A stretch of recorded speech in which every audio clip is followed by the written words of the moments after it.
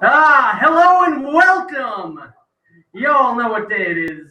What day? It's Tuesday, August 4th, 2015. Summer vacation is on its final legs, so that means experience the overwhelming heat while it's still there. Because autumn is creeping up on us, and no matter how hard we hold on to the summer with its joys and swimming, camping, running, jumping, climbing trees, picnics, sunbathing contests, and festivals, it all must end.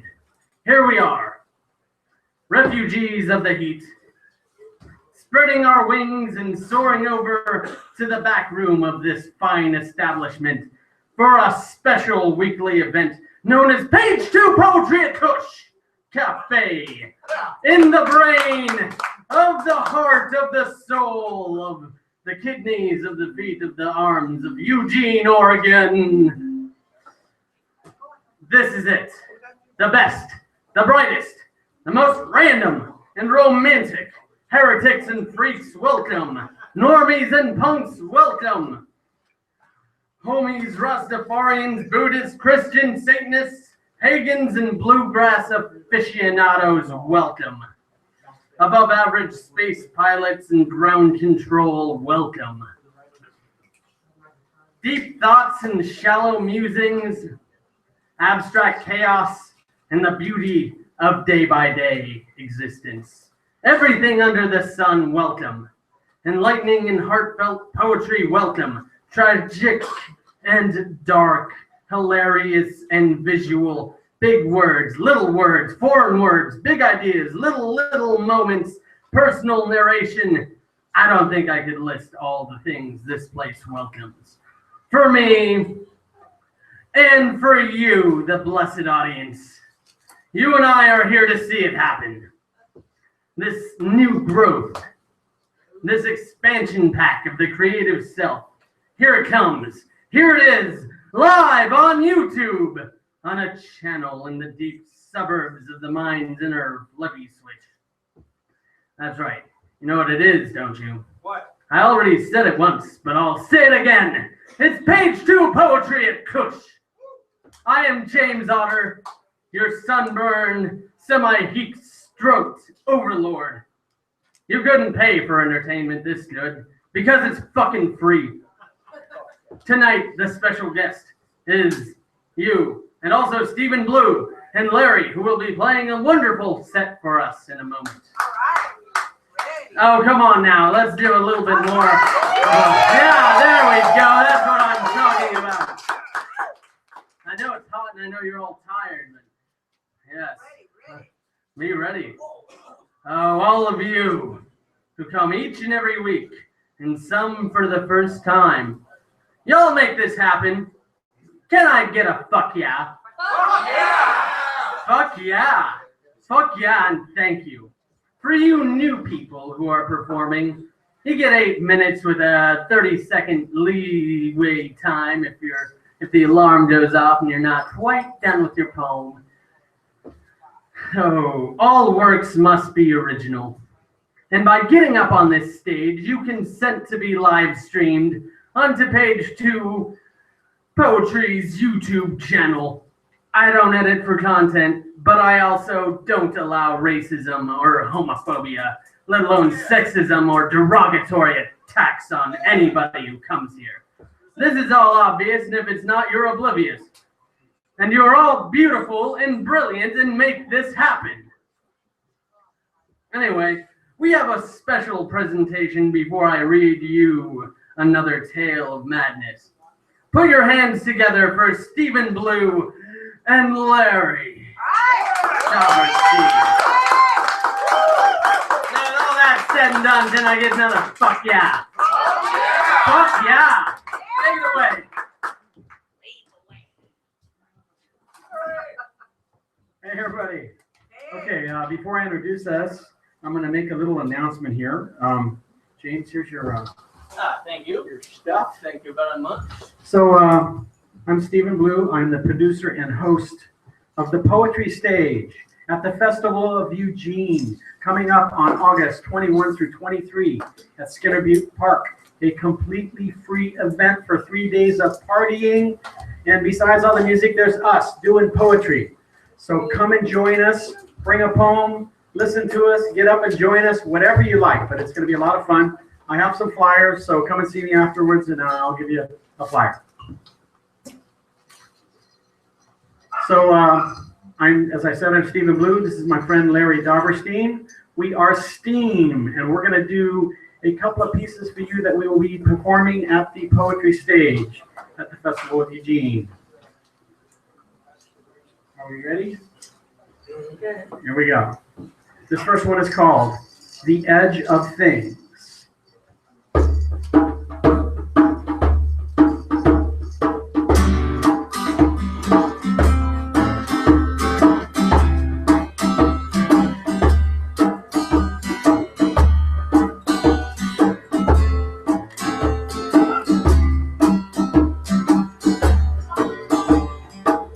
Here I sit on the edge of things, afraid to walk near the sun, thrown by the great hand of destiny, yearning for dreams yet begun. Out from the sky comes the blue light of love, shining like all that could be. Strikes me awake for the first time in ages, reminds me of what I can see. Reminds me I sing for the ones still in cages, convey bits and pieces that come out in stages, and play to an audience fraught with despair, to shine some hope down through the darkness they share.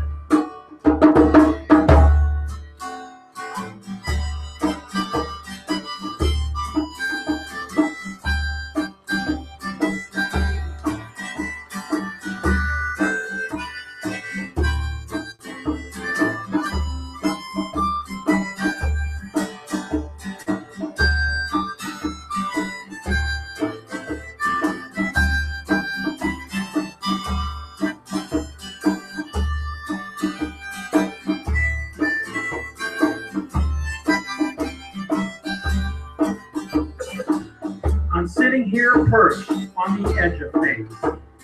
You wait for me to recite. Born from the image of feelings I've known, or gathered from dreams in the night. You gaze in my eyes to the sadness of tears for the lovers of love who still fall, while I sing you the tale of the true ones in time, who knowing their fate still risk all. Reminds me I sing for the ones still in cages, convey bits and pieces that come out of stages, and play to an audience fraught with despair, to shine some hope down through the darkness they share.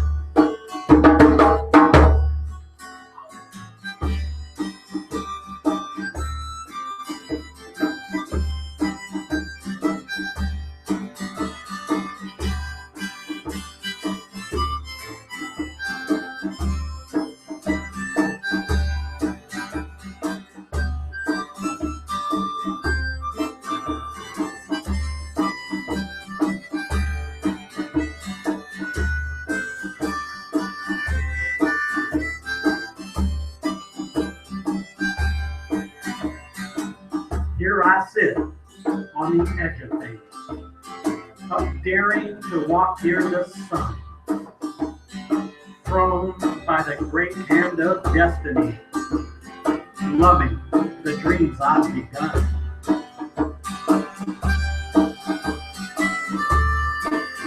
Yes, loving the dreams I've begun.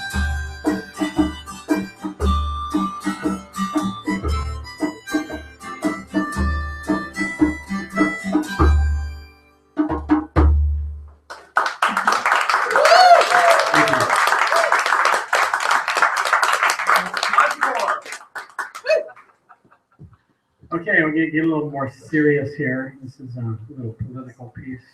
This is called Everything is War.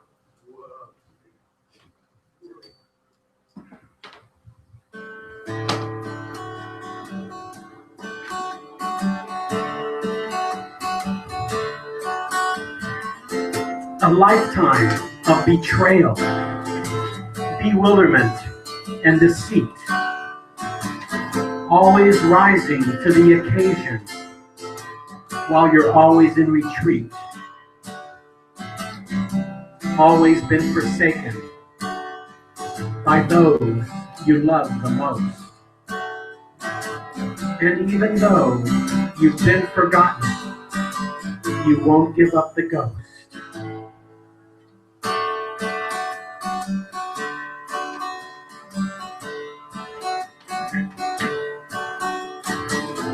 How is it you continue? How is it you reprieve the themes of love and brotherhood? From you they never leave.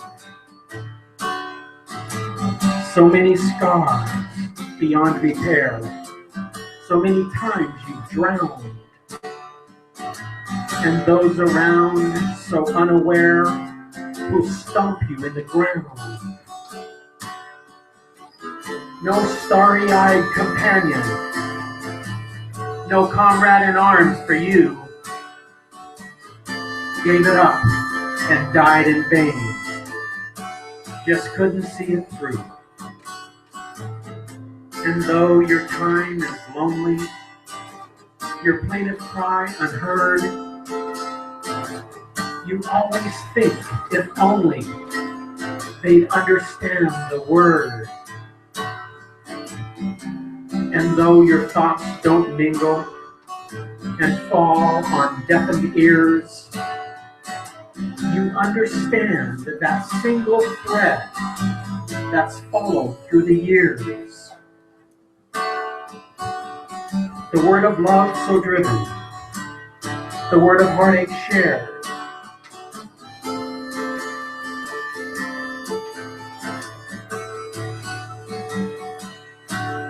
the sacrifice that's given to show someone you care.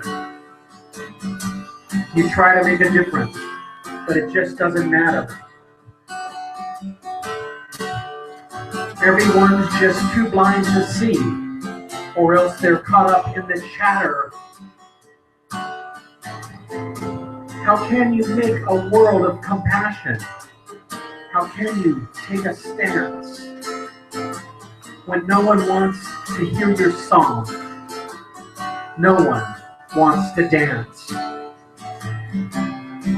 Like so many in the world today, you think everything is war. You think sports and competition is what we're here for. But you fell like branches in the wind. The curled up consciousness yet to begin. Pulled too tight until it burst and coughed up technology's redemption.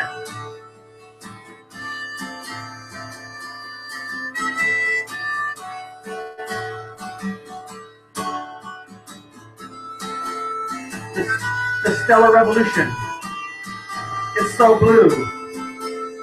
Oh, it's so blue.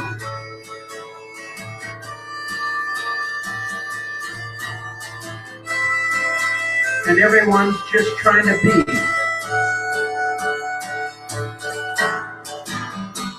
And everyone's just trying to be a celebrity.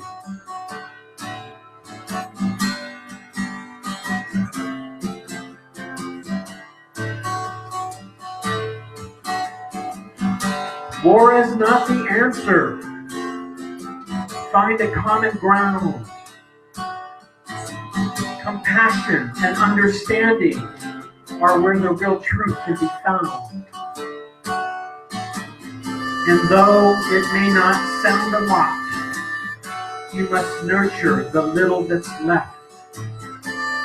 For in the end, it's all you've got. And you'll sing it till your last breath.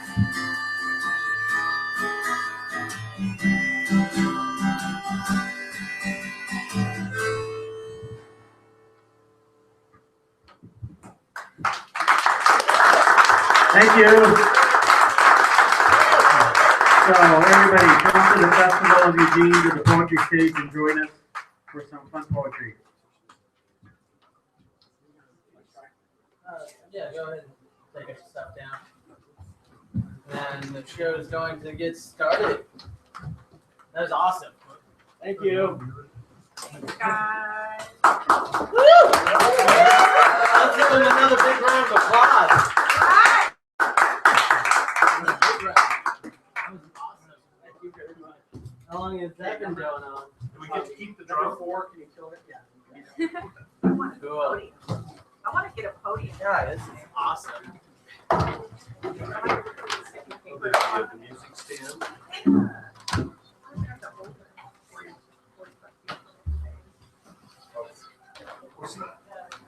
Then what you can do is adjust the music. Love you, sir.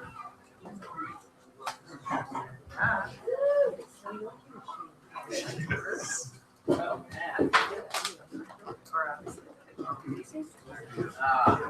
Oh, yes. How'd y'all like Steam? They were freaking awesome. Yeah, I've been thinking about incorporating music at the beginning, you know. And he just randomly calls me. He's like, hey, can I do this? I'm like, fuck yeah. Fuck yeah. Steven's awesome. Thank you. Yeah, you guys should definitely check out the Festival of Eugene. This is the awesome place to do the awesome. And also, because it is like the legit version of the Eugene celebration. You know, it's free. There's a whole lot of stuff to do, a bunch of bands. We actually replaced the Eugene celebration, which is no more. Oh, seriously? Except the Festival of Eugene is completely free.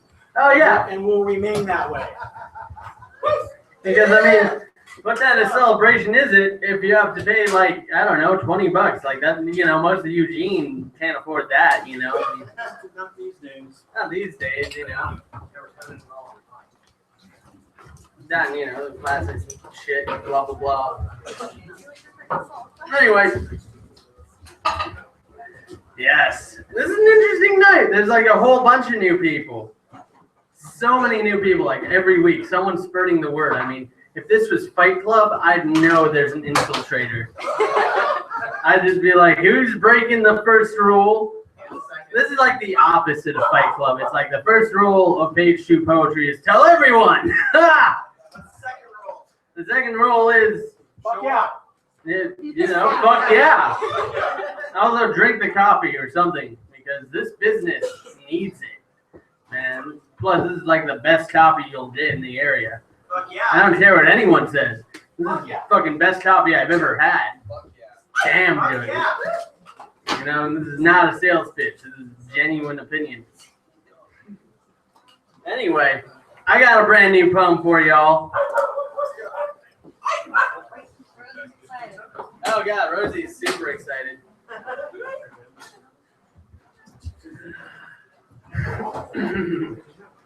This is the house that the administrator lifted and listed. This is the part of the house where the moderator sleeps. He puts the security on automatic, lays his weary head back. That large, wet tank must be emptied once a week. Other people's physical memory clogs the garbage disposal. Such a pain. Every now and then it spills onto the shiny plastic floor. The worker bee slips on memories. Curiosity is a federal offense. In secret, some officer takes a little shot glass and fills it to the brim with gray matter. They dare each other behind iron curtains to take a sip. Even in a world without humor, there is still comedy and exploration. God is our enigmatic sense of awareness, our pinnacled evolution. Those smited by this dod sip gingerly on the brains of human sheep. It is completely against regulation. Inquiry like this. Oh, it's always more pornographic than erotic. The worker bee secures comfort and stress in secrets. Where do babies come from? Birthing factories. They always came from there. Of course, the parents were the cogs and the pendulums. Administrator wants focus. Ingenious is the administrator, building this OCD conformist paradigm. Maybe one day laundry detergent will contain excess dopamine, some cerebellum. The worker bee knows the switch and the dial intimately. The room-by-room scanners provide worker bee with the electronic affection it craves, yet will never understand. Administrator Alpha Perfection doesn't have time to print posters with alarming messages and his face. It is up to him to write simple enough orders, send them off to a stiff-faced moderator, and have the rest of these tedious dishes cleaned, washed, and put back in their safety cabinet. Worker bee .75 stares in awe at the contents of the seaweed green tub with wheels, dark as the vastness of an algae bloom. Carefully, he checks to see that not even the feed is watching. The sound of this liquid alone is like a room full of people arguing, singing, and having sex while crying. A symposium of gurgling and babies saying their first word. .75 feels a tug in the back of his head. This stuff doesn't smell radioactive. It's a different smell, like the smell of a baker's first sale or a lover's first kiss. These offbeat thoughts are dangerous. .75 has to rush. The sound reminds him of a woman who just realized she was pregnant. The panicked and high emotion debates between her and her two administrators, or as they used to call them, foster parents. Words like slut and staph infection and malnourishment flood the worker bee's ears. A few moments later, there is another worker bee right next to him, holding a tiny plastic cough syrup cup with this strange gelatinous gray material. .75 and the other worker bee take off their biohazard visors and they look at .75. It was a dare or something like that. That's what these things were called. .75 sees himself 5 minutes before, pushing the cart. He sees himself freeze and grip his head, scratch his ass and stand there. .75 forgot he drank the brain matter shot. He forgot why he did it. Then he saw himself, seeing himself. After that, another force entered the space. It was larger. It was the god of enforcement. That great being, Brutalius Authoritatum. With deep sea blue, electrical proof, bulletproof, stab resistant, bomb reversal punishment gear. Riot tank, thick boots, the kind with electric blades that pop up. .75 petrified in one place. He sees himself thrown into the tub. His face slammed against the hilt, and vaguely the happy message of this is a red mark on your permanent record. .75 pops up. We are no bullshit facility. You're not supposed to have friends. So, Brutalius Authoritatum has taken the liberty to wipe you out of his and everybody else's memory. As well, you are now fuel for the machine. Brutalius, execute history erase. .75 tastes a heat, like what it must feel like inside a very angry, poisonous head. .75 had joined the maroon and yellow interface of the internal machine. He was conscious and he remembered everything. Even where he was born, his parents, and his first love, the authoritarians thought they had taken everything. But he had this facility from the inner sanctum now. Point 75 will one day take over the authoritarians of Eugenics, New America. They will be stopped. That is, until the hard drive resets. And Point 75 forgets all he has learned. And this whole process begins again. Ooh, yay.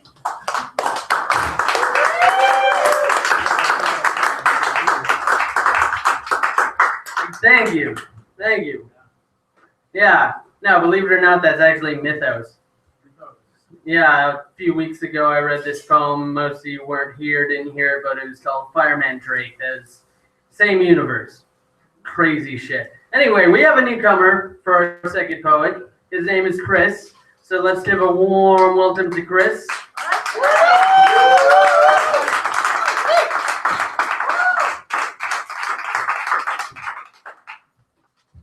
Hello. This one is called Golden Age. It is warm again, and the outdoors call to me like childhood. And like a child, I have a future, the gift of Solomon, an Arabian. No joke, this Saudi genie wishes me to move in with him. I, a humble Oregonian, bring the gift of speech. And Solomon brings a place to sleep and a private bathroom. Yes, I will teach him English in exchange for a room of one's own. In accordance with the dialectic of revolution, the new president writes the meaning of the ancient regime. Now the shit of the last 2 years will be washed from the sky of my life. The pigs will be clipped and oiled and auctioned off. The check will more than cover the cost of feed. We'll pay for next year's piglets, and we'll make the time between now and the end of summer a golden era. True story. And this is another one. Oh, well, I One's less highbrow. This is for maybe if you've ever lived in the woods. When you pee on a rock, it changes color. When you pee on the entire rock, you've done a good job. That's a guy thing.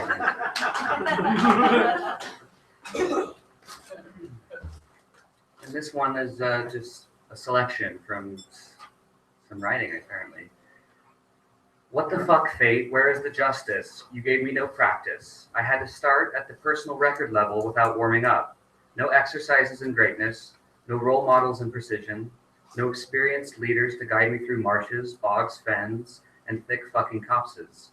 I fell and tripped and made deals with wicked fuckers to get out of these places. They are collecting their dues, and my heart and attention are theirs. It's not money they steal, but words and expressions. Not hours of work, but thoughts of heaven, notions of happiness, and feelings of family and home, and the smell of dogs and of oak trees, and the sunlight on my face are stolen away from me by them. Your sexual appetites are perverse and modern. What makes you think I want you like that? I wanted a kiss, a hug. You steal my poems, my stories at a very high interest rate, as the Fed said it. Greenspan is responsible for more unwritten literature than any man who ever existed. I'm going to outright my creditors. That's the end. Thank you very much. Thank you.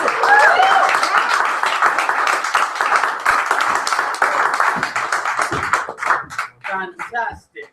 Fuck yeah. Thank you, Chris. All right.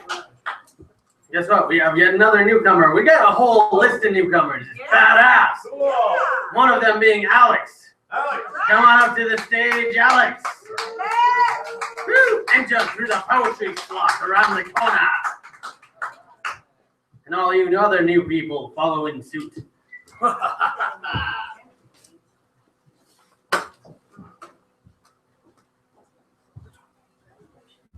Hi, y'all.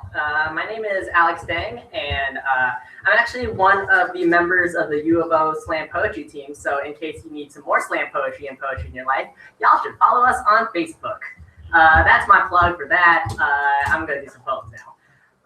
So I like to write about the shit that happens to me in real life, and a lot of the times people ask me what kind of Asian I am, and it gets obnoxious as shit. And I wrote one poem about it, and I thought I was done with it, but people kept asking me. So this is part 3 in an ongoing series of what kind of Asian are you? So he asked me, what kind of Asian are you? I'm half Vietnamese and I'm half Chinese. Look, I understand that you are not racist. I get that you are trying to build common ground or whatever, but it's annoying, you know? This obsession of pointing out my skin and what it looks like. I know what it looks like. My mother and father gave me this. It's bronzed armor, soft, powerful, honey glazed, sun drenched, capable of making the paintbrush of Apollo envious. I wear it every day. And every day you tell me how ugly it is. Tell me that this was not a gift from my mother's father and my father's mother. Complain how the fabric too brown, too hot, burns your fingertips, so brash across a white page, and then in the very same breath, gush over how much you love my mother's cooking, my father's homeland, my brother's tongue, my sister's hair, my aunt's nail salon, my uncle's convenience store, my nephew's video games, my cousin's accent, my niece's body, my grandma's silk, my grandpa's sweat, and you call that respect. You think it's flattering to recite your favorite cereal box fact to me as if I can be reduced to a I read somewhere about, as if you have read somewhere about my life. Did you read the chapter where I fell in love with the girl who told me she had a thing for Asian guys, so even now I wonder if I can only be attracted to someone who is fetishizing me, someone who only wants the outline, the almond-shaped eyes, just to say, oh yeah, I've done it with an Asian guy. Do you remember the part where I was in kindergarten and I poured Elmer's glue on myself and let it dry so I could resemble the other happy kids around me? How about the preface about how the author is so proud of his thick black hair and tugs and pulls at it every morning because his fingers are so jealous of the way white hair looks so casually messy, so easy. It looks so much easier being white. My family taught me how to love myself. The other thing had to come from somewhere else. Look, I know you're not racist. I know you haven't thought about race as much as I have, but I have, and this is what has happened to me. Your question is not a direct attack. I fucking get it, but neither is sharpening your knife in front of me and then saying you have no intention of stabbing me. Don't you get how that might be unnerving, how I might be wary? Don't you see how everything has made my skin into the joke and the prize, the laugh reel and the applause break? I am so much contradiction. I am so much this two-sided Asian American boy, this confusion and confidence, this complex complexion complex. We don't grow up thinking the world has set up traps, but here we are. I am writing this poem for the 3rd time and still have so much more to say. And all you have is asking me the same question over and over and over again. Alex,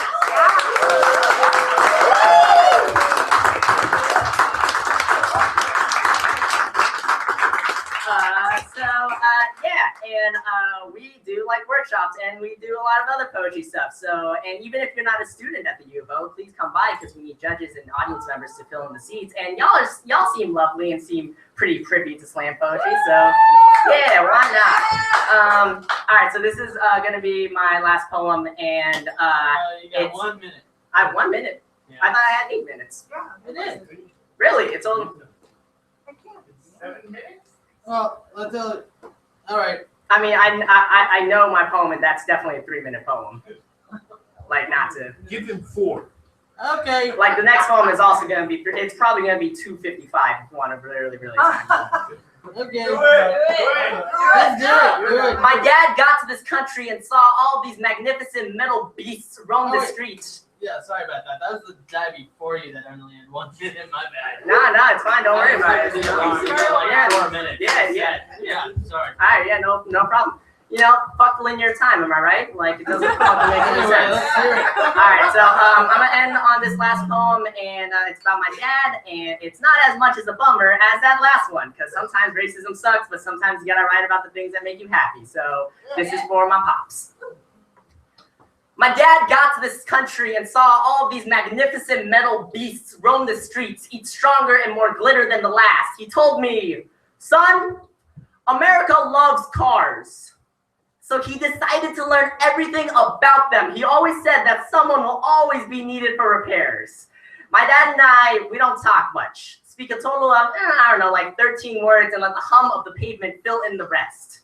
My dad likes cars because they're easier than people. People don't have a check engine light, don't have a dashboard, don't tell you if something's wrong, but cars are always honest. My dad is always honest. Nah, he doesn't talk much, but he lets his motor oil hand speak for him. Growing up, my brothers and I never learned much about cars. 4 sons of a mechanic, and not one of us could replace a blown tire. My dad just never taught us. Said he would be around forever to fix all of our cars. Plus, we'd be college men. We'd be doing more important things with our hands. He never really talked about love, but he always showed it. So while he teaches me how to drive, he tells me to listen to the car. Cars only tell you what's wrong only if you listen. So I'm trying to listen to the car. The whir of the engine, pistons pumping fire and gasoline as we cruise down Powell, and I imagine the power it takes to get metal son and father down the boulevard, and I hear my dad's heart. I hear this ancient machinery, all ignition and patience as I forget to turn my blinker on. Going too fast in the school zone. My dad laughs and tells me to check my mirrors, check my blind spots, check my weaknesses, tells me to listen. My dad has been listening his entire life. Never once turned on the emergency brake, kept sugar out of his gas tank, turned the key and carried us with him. But his heart is getting weaker. Nothing lasts forever. Some things you only prevent from breaking down further. So I try to find the instruction manual to my father, try to reassemble the engine of my father's childhood to see what steered him here. But his make is of another generation, something I can't understand, something I don't find an owner's manual to, something his dashboard refuses to show me. There's so much mileage in my father's bones, spots in the road never ventured because he never took us there, told us dead end, told us wrong way, told us turn around. I don't know what he is hiding in his workshop, what corroded secrets he harbors like rusted ghosts in a junkyard. All I know is I want my hands to look like they have been dipped in oil, to look like they have done something important, like a mechanic's, like my dad. I want to be like my dad, someone who always carries you from the back seat into your bed, who lets you sit on his lap and steer the wheel, who always reminds you to buckle your seatbelt. Dad, I know you won't ever tell me what is wrong. It's okay. We'll just drive instead. I promise. I'm listening. All right.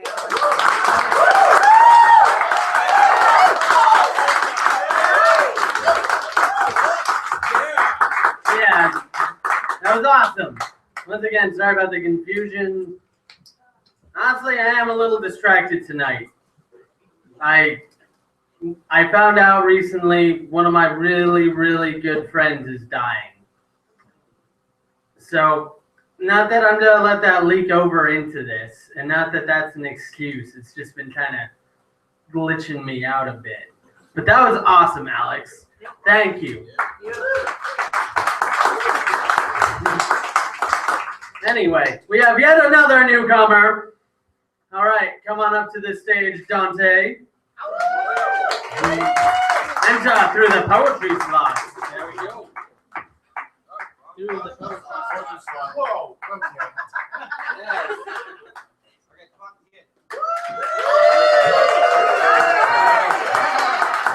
Wow. This is so exciting. How do I make this higher? Figured it out. Never mind. So we got the time going for realsies and stuff? Alright, so I like one memorized thing and then 2 other things. Have you ever been to one of those parties where the air feels like it's moving slow? It's heavy. It's weighted down with conversation and we're all in relative orbit of one another. We're drunk on cheap vodka and like so many comets, we're in awe of each other's relative brilliance. And you're standing in the doorway. You are the negative space between the snapping apertures of the porch lights on a warm summer night, and you can see the dust motes on the air, settling on your shoulders, mud outlining your shoes, faded and dusty, a little bit like us, you know, faded and dusty. Cigarette balanced precariously on your fingertips as if you were waiting for death to fall onto your teeth. Unannounced, take a swan dive into your lungs. And you grab at life like an addict. We both do. Nebulous nights in free fall, drinking too much and thinking very, very little of ourselves on a 3 a.m. front porch, just waiting for the next big something. Because these are the bad days, you know? Like, these are the days when you don't know whether it's worth rolling over on your side in the morning to see if it's bright outside, as if you can see anything out the window other than the opposing building, all gray and unreflective and choking out sunlight and tired. Because it's 3 years out of high school. Less than 25 miles from birth, soaring ever outward, but apathy, that centripetal force illogically pulling us right back to the same place. And I don't know where we're going, but it's not here. And the porch lights are buzzing. And the mosquitoes are buzzing. And there's conversation buzzing just outside, just inside the window. And you look at me like I know what I'm doing. Like I don't rise every morning with my feelings in my throat like bile, like my fingernails aren't bitten down constantly, like I know what I'm doing. Like my heart hasn't grown fungi, planted down and sprouted shallow roots into my epicardium, blood vessels expanding under weight of increased pressure and forcing out the dreams that I used to have. Vines crawling over my bones, calcifying my nervous system, and I just want to be okay again. You ask me if I'd like to go inside, and I have to strain to hear you through the groves of dark woodlands around my head. Just another minute out here. I still have a lighter in my hand, and I'm going to start a forest fire. I hope I will not have to again. Alright,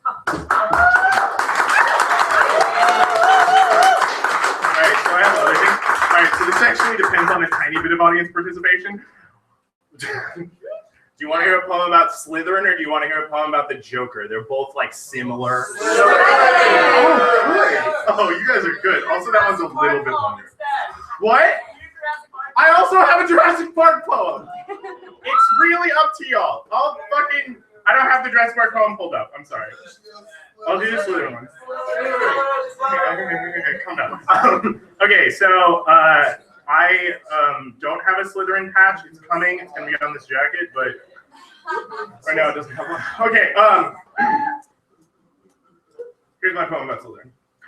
I didn't know what to answer when they put the hat on my head. Things just got real dark, like covering your eyes during the scary part of a movie, or trying very, very hard to fall asleep when there's loud music coming from outside your window. So it was more of a gut thing when I said Slytherin.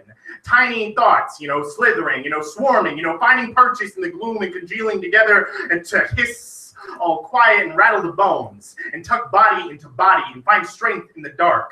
Because it's less about the bad guys and the good guys. It's more like self-importance. It's more like knowing there is hate out there for you. Slytherin is the bloodline covered in blood, and you are learning that sometimes that's how you get things done, so you wear green. You weren't friends with too many people at the beginning because it's easier to find people who know what it's like to be spit on.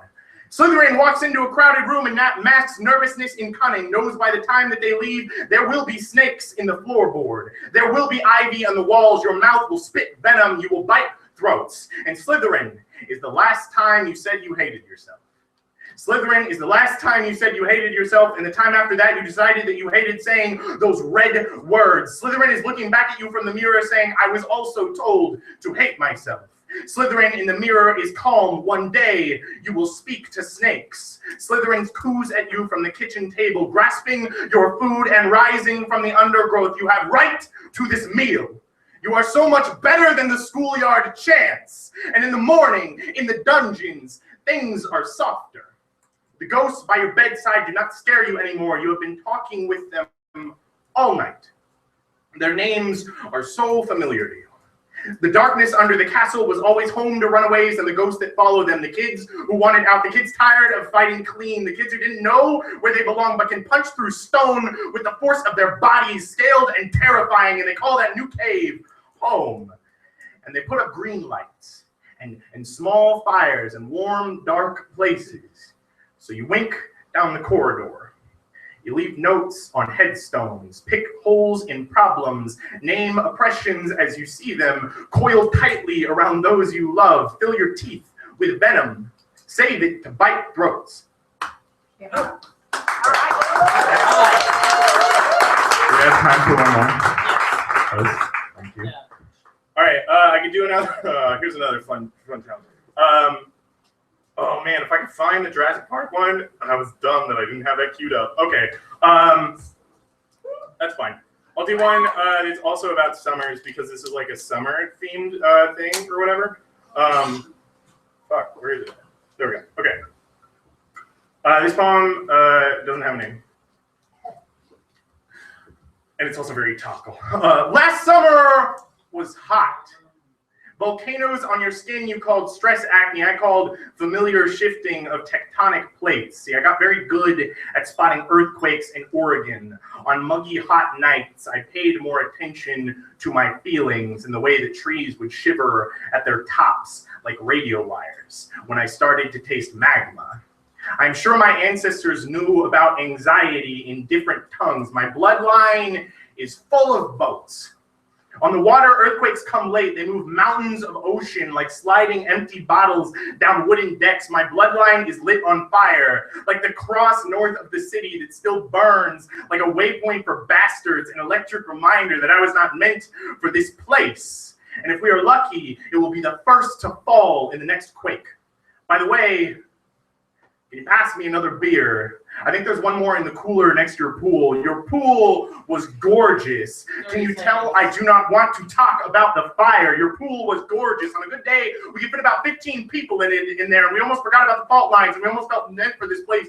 Between the pine trees, the stereoblasting lyrics from boys in warmer states with childhoods in suburbs that we did not know. We always swapped spit under the stars. Tongues were handshakes, and the few constellations we knew bore witness to the sun-soaked substitute for the goodbyes we didn't want to say. See, I could taste the lava forming inside your bones. When you left, I could swear there were smolders on the ground, red hot embers. At least I can show that there is proof that I am burning. Look, you need only glance at those I have ignited.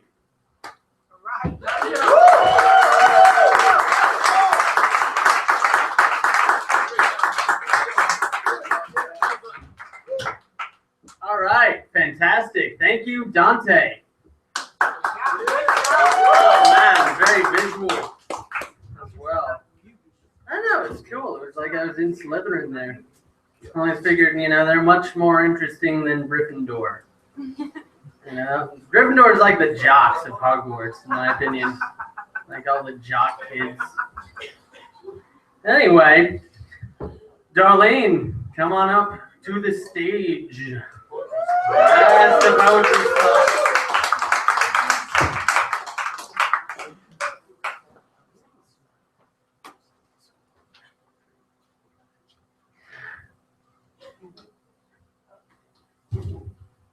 Man, you guys are tall. Yeah, I got you.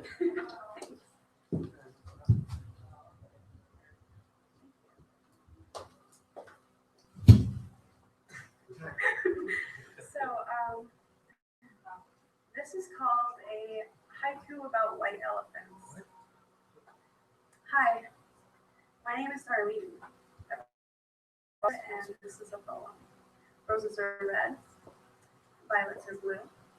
And every time I write poetry, I think of you. It's like there's a hurricane of emotion swirling inside my brain, and every breath I pause to take is more ground I'll never gain. Roses are red, violets are blue. I don't know what to put here. Is this a haiku? I watch constellations soar through the sky. I swear the sun has passed over 500,000 times. Sorry, I'm a little nervous today. I'm gonna skip this poem.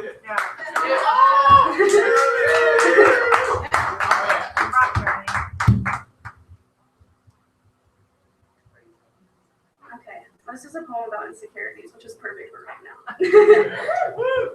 She's screaming at the top of her lungs, can you hear me? Can you see me? But no one's in the room. No one is in a 10-mile radius, even though they're all around her. They surround her, mumbling distant whispers, just out of reach within earshot, but they're right up front, talking to her, getting to know her.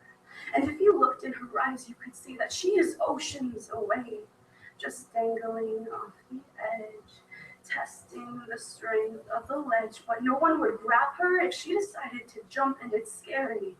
Just the thought that there's a piece of her in everyone. Scattered fragments that have lodged themselves in the darkest parts of our hearts that we are too terrified to reach. Because if we attempt to dislodge this disease, we acknowledge that it's there. And maybe that's humanity's biggest fear. More often than not, she stays there in her limbo, the space between giving up and giving in. And I would like to tell you that there's a happy ending, that she found the key in her bag of tricks, but instead she found a hole, losing a piece of herself every step of the way. And that's how we're raised. To be perfect, to be smart, to go to college and wear what's in. Well, we are wearing scars. They slide up our arms and smother our hearts. I would like to give you the perfect ending, but she learned a hell of a long time ago that if she wanted this, she would have to build the strength to create it, find the perfect words to shape it, let her pull the rope off her tongue and let her thoughts run free, let her shouts be heard, because honey, they are all around you. They surround you. All you need to do is stop screaming and finally let them in.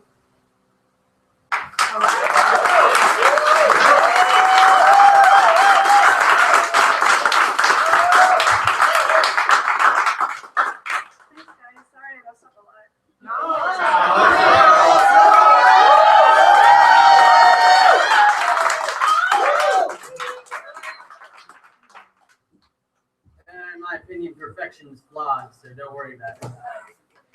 Plus, I think any audience that gives anyone shit for messing up can go fuck themselves. That's why you guys fucking rock. Supportive, loving, caring audience. That is what is needed in an audience. You read it next time. That was awesome. Thank you. Anyway, Darius. I summon you. I summon you, Darius. Going once, going twice. There he is. Yes. From the depths of the side porch, I summon you. Yes. Now they're summoning some applause. It's like you guys are like asleep out here. What's going on? Busy day?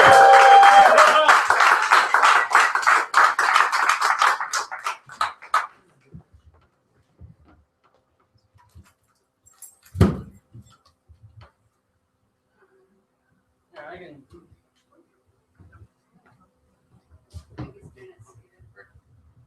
Yeah. I think it's still taller than you seated. Yeah. Now it's well doing time someone donates for any mics. As I wander, my scrambled words have worse timing.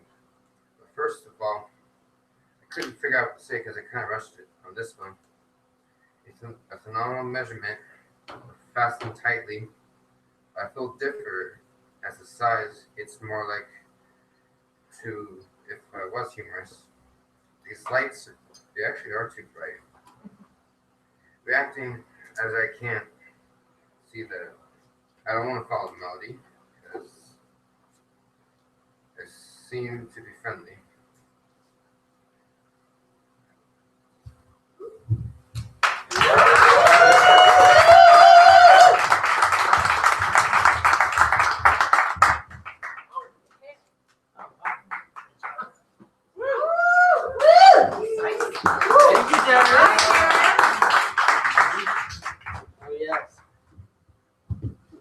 Yes, as the weeks progress, this mic stand will eventually need a duct tape band-aid.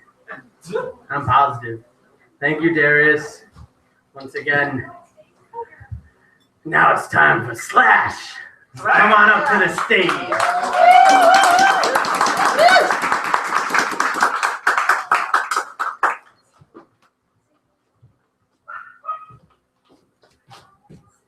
Wow, big crowd tonight. Yeah, right? Fuck yeah. Fuck yeah! Wouldn't it be great to be a superhero? To have awesome abilities that no one else has? What would your superhero power be? Would you shoot lasers out of your eyes, or would things freeze when you cried? Would you pick up a truck, twist it into a pretzel, and throw it all the way to a Texas ranch? Could you shoot flames from each strand of your hair and light a birthday candle? Ha! Who knows, maybe when you moon dance, you make earthquakes. Can you power cars and TVs, VCRs, DVD players with just a twinkle of your eye? Have you ever read minds and know what might happen before it happens because of how long your toenail might be? Do you have massive strength to turn your food into jello by looking at it? Can you cook an egg on your forehead because you're so hot? Who knows? Maybe you can turn into a cat at night and hunt for mice. Whatever your superhero ability would be, I bet it would make you unique from all the rest. That's what we all should do. And now, never forget how cool and different each and every one of us is. Even if during your sleep you might cause tornadoes when you snore.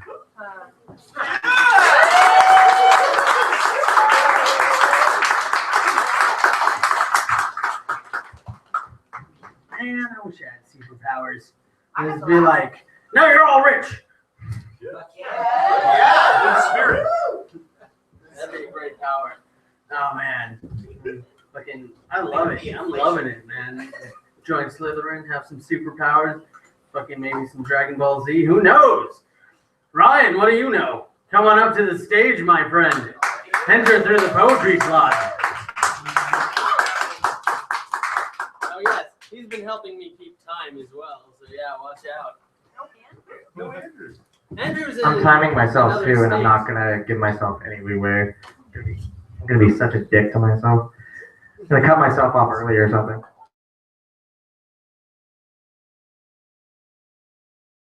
So. Oh, I love you too. Hey, oh shit, I can barely read this.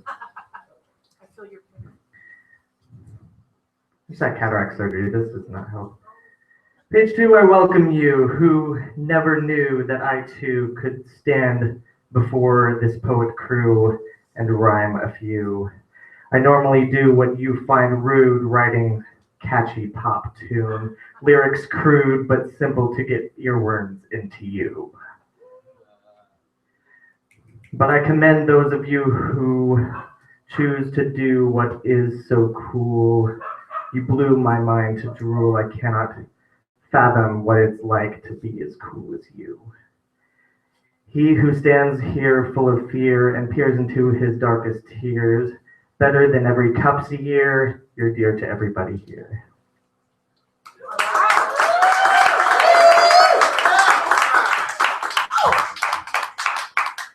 All right, so I'm a very offensive person, so if you get offended, fuck you.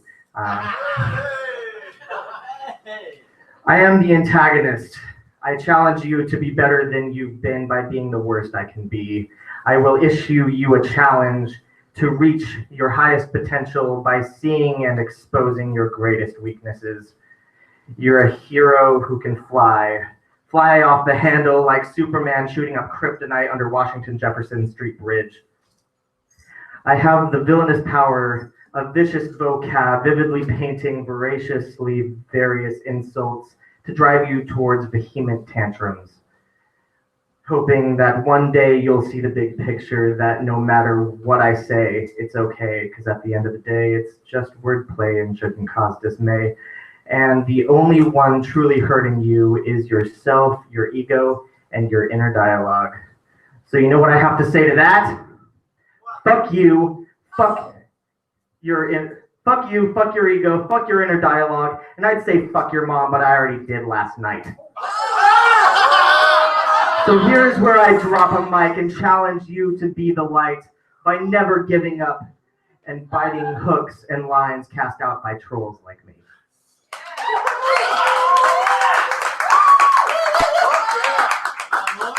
One more. Okay, that's really good. The power of our beliefs is unmeasurable to the point at times it's detestable. You believe you are powerless and your bones grow weak. You believe that you don't matter and you find it hard to speak. You believe another's opinion matters and you'll be jumping off a peak, but if you think you're normal, well then you're a fucking freak. Fuck, where am I on this? I think it's fuck Yeah. Do you believe in the magic in a young girl's heart? Well, then burn her at the stake, of which she is part. If you believe your God is good, then by God, he is great. Just don't be an ass saying every other God is fake. But if you believe that you're a victim and everyone's a jerk, then I'm your worst nightmare, and this will probably hurt. Because you only hurt yourself when you choose to be upset. So why put yourself in pain for my vocabulary set? I can call you a faggot, a bitch, or a douche, a Jew, a cunt, a skank, and a cooch. And in 3, 2, 1, your emotions cut loose like that bitch in Willy Wonka that wanted a goose.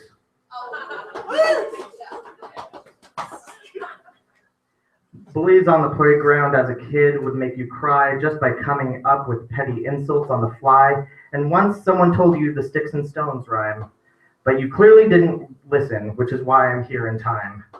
If you choose to believe that words cause pain, needles will fill your heart. If you choose to believe that words are tame, then things won't look so dark. So when someone calls you a poopy head, a faggot, or a Jew, stop and take a breath, because the real problem is within you. Stop swimming in your past, or else you're going to drown, because all that really matters is right here, right now. And right now, I just called you a beached whale.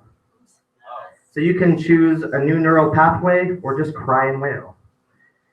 Branches and rocks aimed at your crotch will break your fucking balls, but baiting you by swearing lots is simply for the lulz.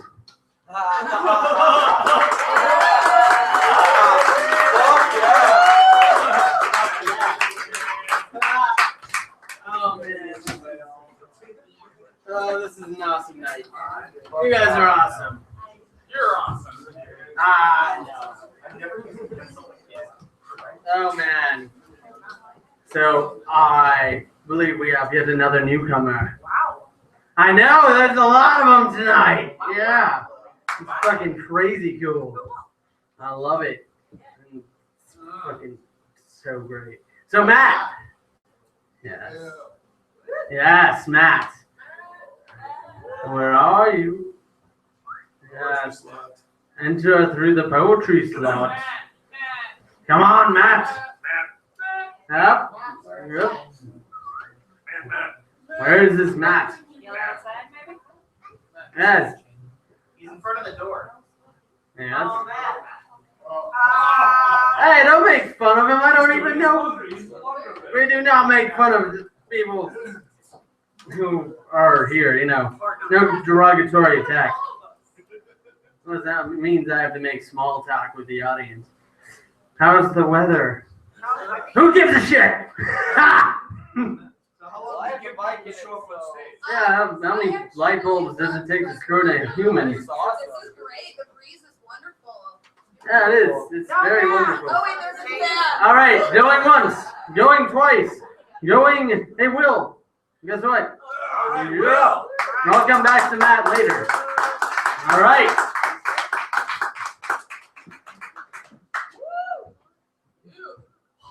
Hello, beautiful people.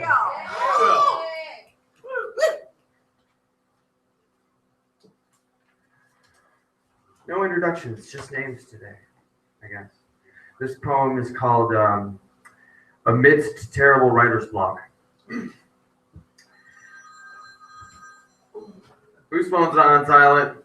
That guy. He gets past. Sometimes I think I've ran out of material. Like Lucky Charms, but no marshmallows, just the cereal. Or am I just too real? Am I just too imaginary? Imagine scary adversaries. Sometimes clarity is unbearable, but come and get a Care Bear full of clarity. You can also just stare at me too. I get that a lot, and I'm okay with it. It's appropriate, I think. I'm an odd person, like a jigsaw puzzle piece. You just can't place for so long, you begin to wonder if it's from another puzzle. And I'm not. My box lies on a different planet, so sometimes I think I should be framed high on a wall instead of just being cast aside, but that's just my ego talking. Bitter at his scorn, my heart is rather worn from being on my sleeve, forcing myself to stay when all I want to do is leave. The leaves are but a couple of months from turning brown. My 25th milestone is about to come around, but I know I still am really just a kid. Kid? Yeah, smiling ball of light, and and amid all peoples, steel or flesh, it matters not to the acid. You can't stop me from eating you, but you can't stop the earth from eating you either. So, do we wear medals or scars? Do we just see the petals or the flowers? Both? Either? None? I can't say.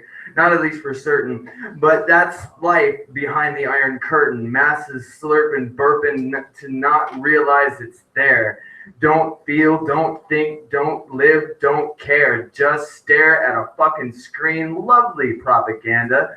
That's so demanded. I mean, I'm not perfect, but damn, everyone should just do like one thing a week that makes the world more beautiful.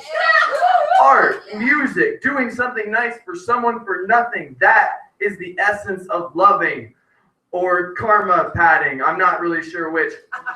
Rich in spirit, rich in love. I am the raven and the dove. But that's enough about me and how I love all who doubt me, because if they don't talk about themselves, no one would listen. They do talk about them, yeah.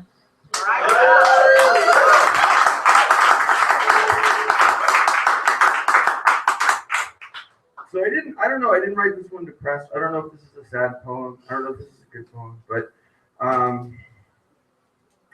this poem is called Reasons I Keep Going. Reason 1, you are your father's son.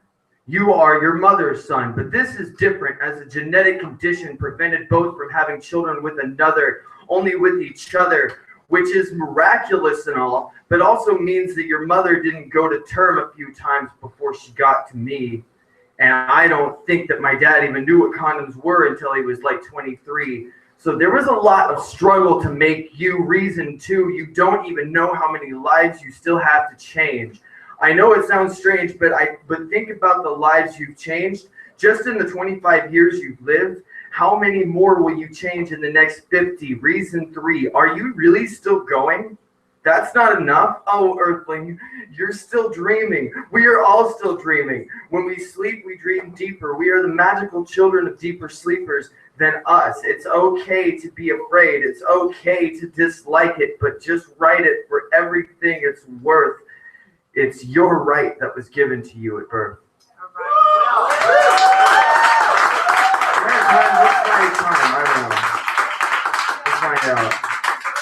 This is just to get this out of the way. So you know auto suggestion on your phones, like the little Yeah, you got 3 minutes. 3 minutes? Okay, I think I can put this in.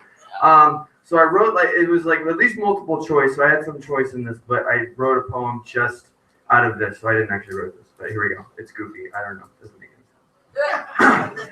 I love you, Kit, for a bit of a tan. You have that relationship between the time, but between you doing today, show me to be, though we are giants in the pouring rain.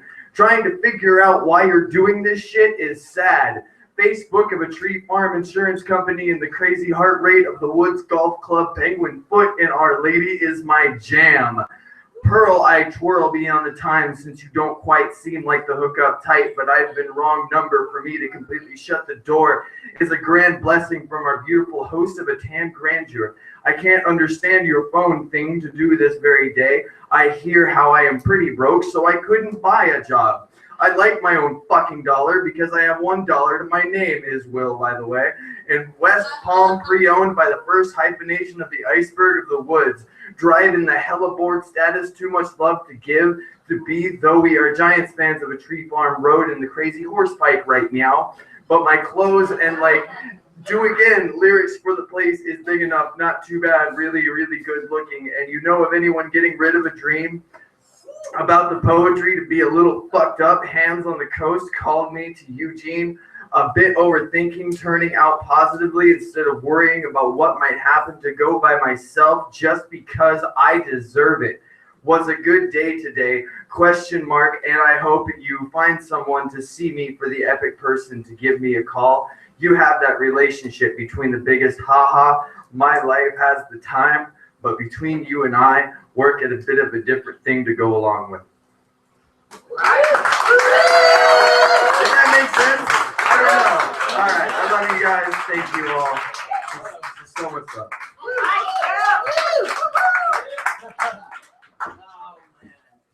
No, thank you, Will. And thank you guys. Thank you for coming out. It's awesome. I'm really enjoying the show a lot. I mean, I enjoy it every week, but I mean, this has been a real treat. You know, I mean, I cannot, like, normally I get a couple new people, whatever, but like, so many people are coming out. Full list. Big crowd, people drinking coffee, people having fun. This is fucking what it's all about. And fuck the police. Yeah. Anyway, Chelsea, take it away.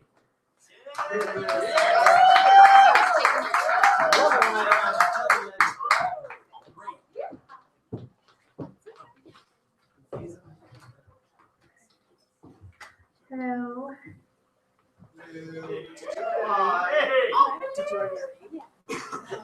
So, just got this new journal, and I'm gonna read a little bit in it. I'm gonna read some old stuff I found under the sink. Yes. You're Space for paper.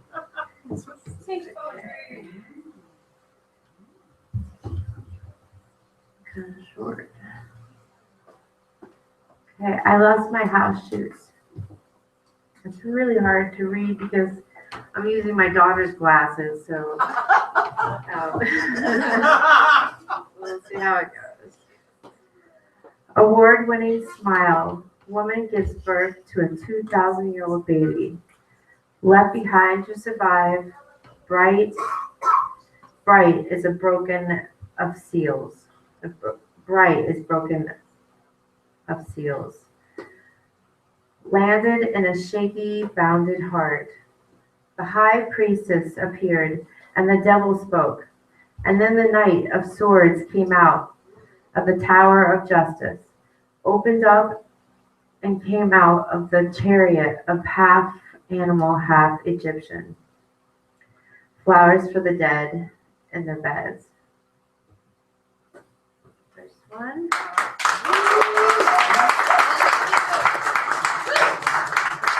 I got stuff touching the paper. It's like handmade paper. It's soft. So I don't know if y'all know who Ophelia is. Yes. But she's awesome. Okay, so I wrote about her. Ophelia drowned herself in tears, charged with pain, willow forsaken,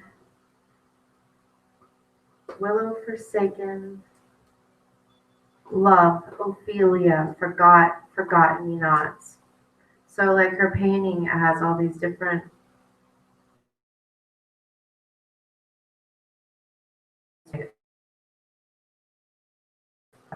each one represents something, so then I kind of wrote that.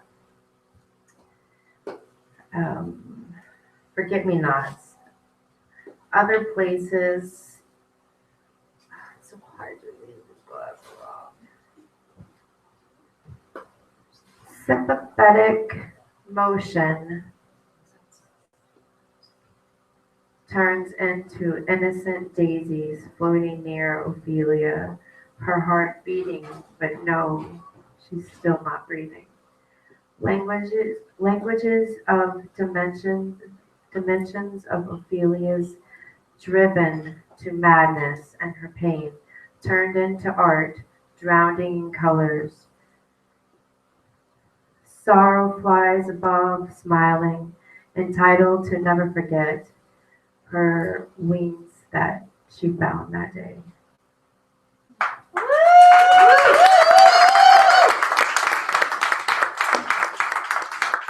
Okay, this one's about Anais Nen.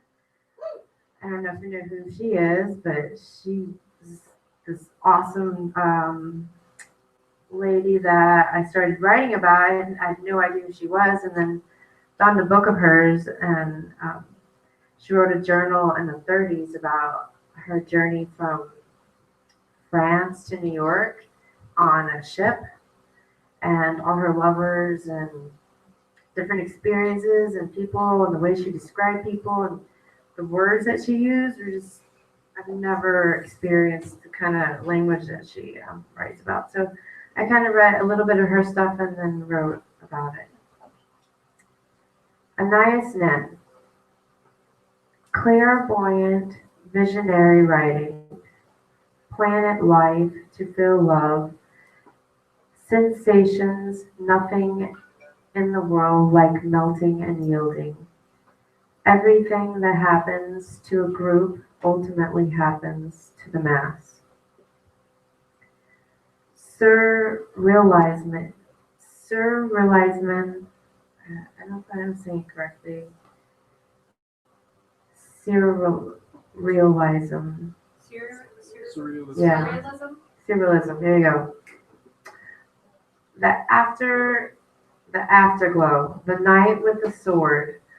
When I write, I eat my neurons. Thus, I process a creation of a black sea that becomes a wall of books.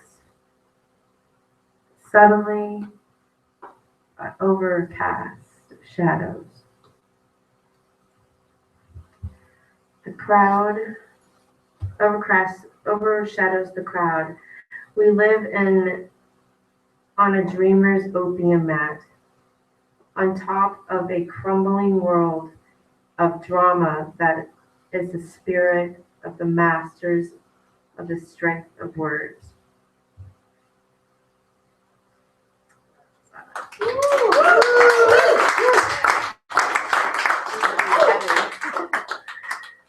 So like I write and then I just shut it. I don't read it. This kind of comes out of me. Thus committed discovery of innocence. All our pain comes from passive, active rhythm. This war is false and whorish. We raise our glass to the shiny tar on the wall that shines, ascending flesh and spirit touching. The river is gay and alive. Weep for not, for I, who I am not dead. I am here, I'm alive.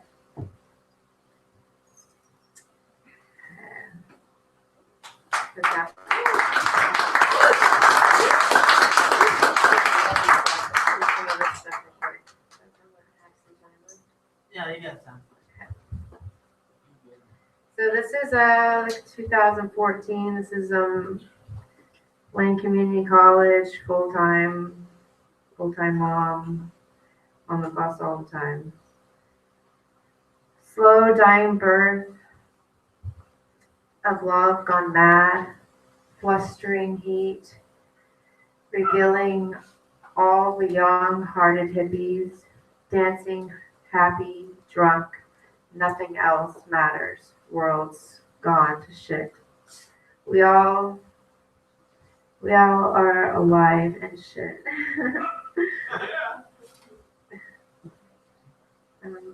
Dark glasses, meth marks all over, blue bag filled with metal, rib pain. This guy was all methed out on the bus.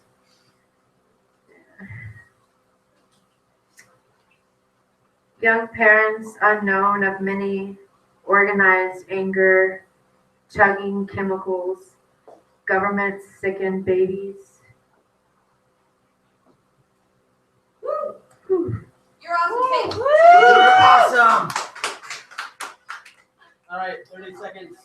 Okay, Japanese goddess, meth mother, organize your house, do not enter Van Gogh, one nation under God. Dog, where do you roam? All things will remain the same.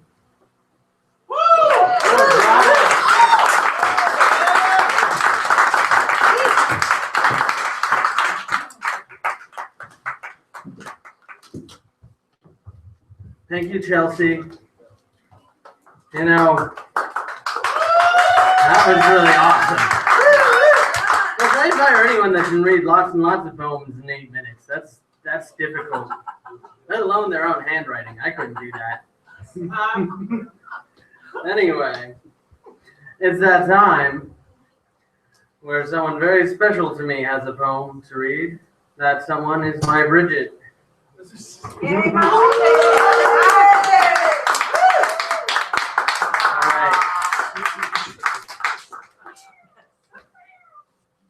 not that.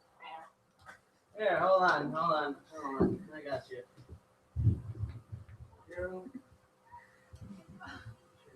Yeah. I don't have to be on my tiptoes to talk into it. Okay, so I'm really tired, so I'm going to read a nice short poem, and that's going to be it. This one was actually back when I was 17, and I won one of those literature awards that you get for like poetry. Like I entered it in some Oregon thing, I can't remember. It's called Deep Soul. The well of a soul can be shallow or deep. It can be steeped in pain or dropped with joy. The well of a soul can be a cage for the innocent or a haven for a battered mind. The well of a soul can bring life when full or death when dried to its bottom. The well of your soul is left to you to fill or empty, to taint or purify. The well of your soul is only yours. Make of it what you can.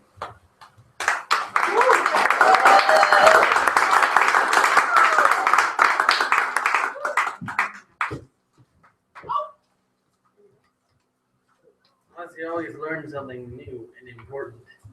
In fact, fuck school. This is the real school. You want to learn something true and deep and real? Come to a poetry reading. You know, because that's where all the hard questions are. Is there going to be a quiz at the end of the period? Yes. So you better be ready. All right. Speaking of which, hey Mo.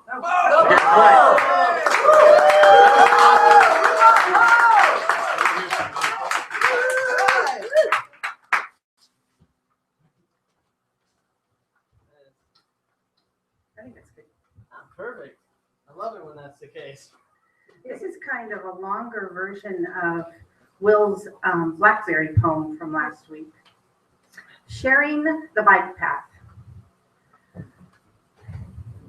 I walk along the river path on early summer mornings wearing comfortable shoes and a slow grin. I pass old women in golf hats and beige capris. Also, old men with frozen scowls propelled by black arthritic dogs, all moving the opposite direction, no eye contact, try as I might, as if zombies trapped on people movers at the airport. Holding lightly to the leashes of my two small dogs, I breathe in slowly, forcing relaxation, and focus on the river, the trees, the squirrels, for Gracie's sake. Serenity is reaching toward me through the opening in the branches. I see her prism, light as if filtered, misted air at the country fair, silent and soothing on my skin. Breathe in, release, relax. Whoosh! Ferocious bike wind whips us roller derby close. Irritation jerks my stomach juices and hurls them around my gut like Dorothy's house in the original Wizard of Oz. I tighten the hold on the leashes, less zen, now more defensive. My face contorts, ready to dissolve and slide into itself. Still, I'm determined to maintain my pace as I gravitate toward calmness. Whoosh, whoosh! I startled and jump. My reaction scares the dogs who scoot in tiny circles wrapping around my feet. My teeth grind, my nostrils swell, my nose goes all Polish large. My poor dogs are now victims as I gather them in chokeholds.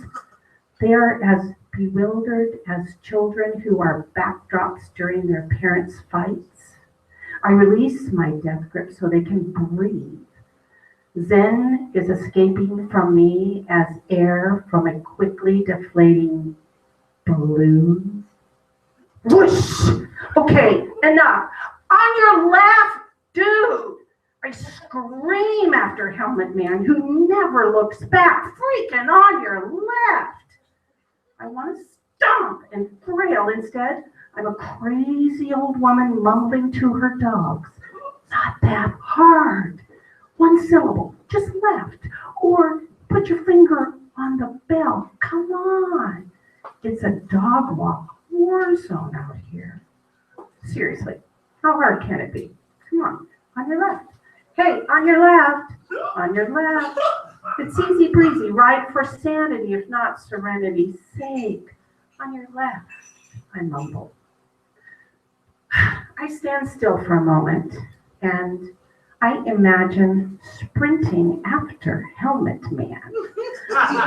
Only slightly out of breath, I reach out to tap him on the shoulder. He glances over, surprised, and without a word or any warning, because as he knows, warnings are a luxury on this path, I gather up all my frustration and spinning around with cartoon fury, I punch him right in the center of his smug, expensively helmeted, headphone encased, startled face. Zen is returning. Visualization is really satisfying. A helpful tool to center one, indeed. I steal the smile from the Cheshire Cat as tranquility insulates me and beginning to hum, add words to my sing-song chant. Ding dong, the biker's gone, the dumbass biker's gone. Namaste.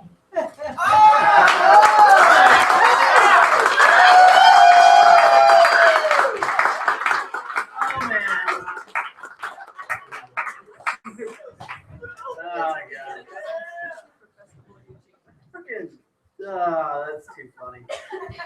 I know what you mean. Dude, I can totally relate. Oh, thank you, Mo. Okay, we have another newcomer. All right. His name's Riley. So let's give a warm welcome to Riley.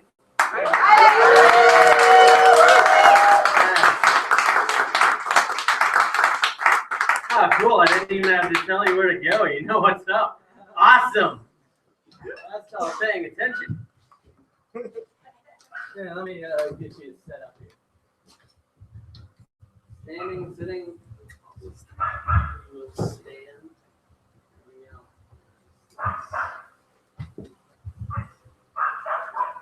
Watch these nice. All right. I'm from Southern Illinois, out in the middle of nowhere. So here I am in Eugene. Welcome. Be not afraid. Milk and claws, weeping in shame, worrying in windows, holding what was left when all of it was broken. I'm just as cold to you now and still completely hopeless. I remember his black and I remember her white. She brought him home in a box to bury when she got in that night. And still the next day and days from then on, I couldn't seem to talk, and my writing scared to watch. I reach for her locket and his claws that are gone, wrapped in between, asking why should I go on.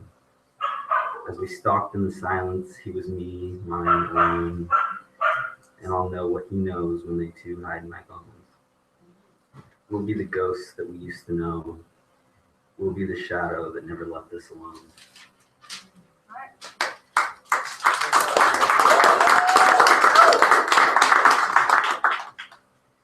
This one is Impossible March, or Miscarriage. Impossible happiness as my eyes first break. A thunderstorm has abandoned the house and streets. The sky sounds its apology. Something may have come to life, but this dim room birdcage trembles instead. For the one somewhere in the shadows embrace, a ring lights up on the wall of time. A dream of two fish and unfolding fists. A true life, not a vision, baptized orbs and gave them a glance of this life. It could not be so. Still we must rejoice with intensity as a candle flickers out. We have awoken to our light alone, our blessing alone, our birth, our eyes opening alone in this wilderness.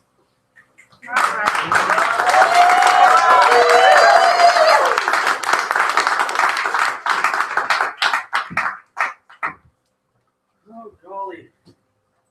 Thank you. That was soothing. I mean, I really, I kind of wish I could just do this all night until like the next day.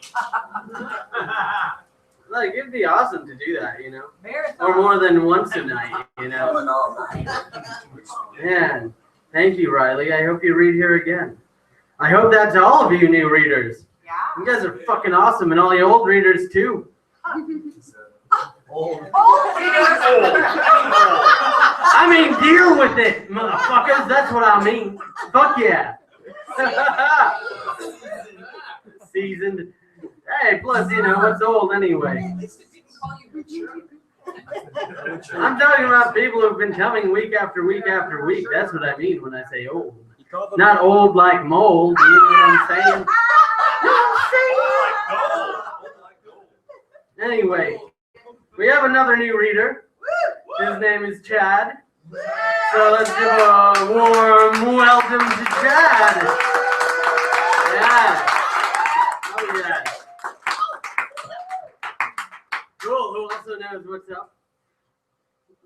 Fucking awesome.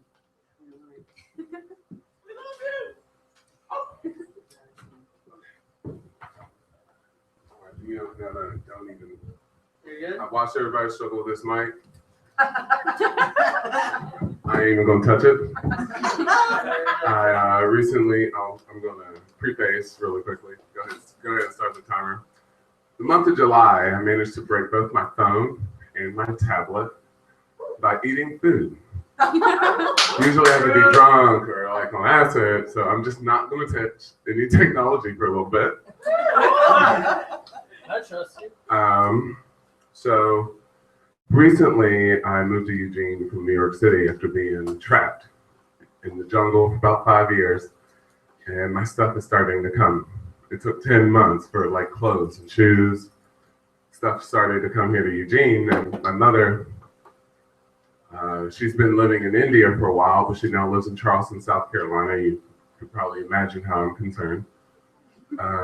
She sent me a bunch of stuff from that storage unit.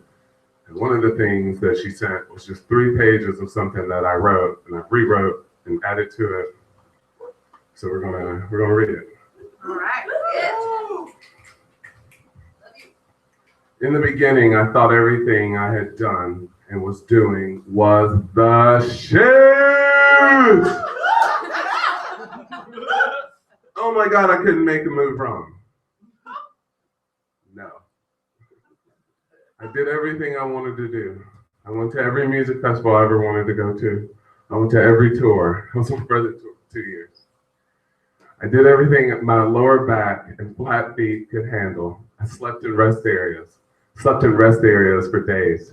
Ate every meal from gas stations.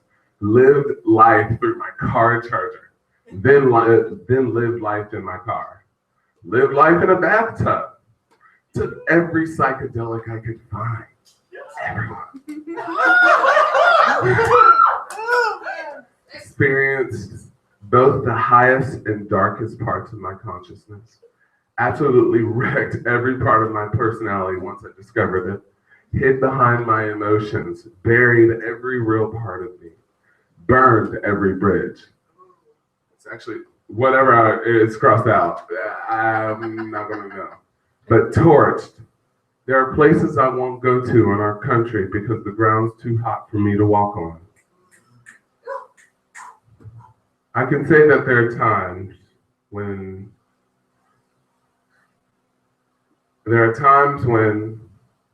I totally thought about the actions that I would make that will directly or indirectly hurt someone. So why in all of these moments did you always choose yourself?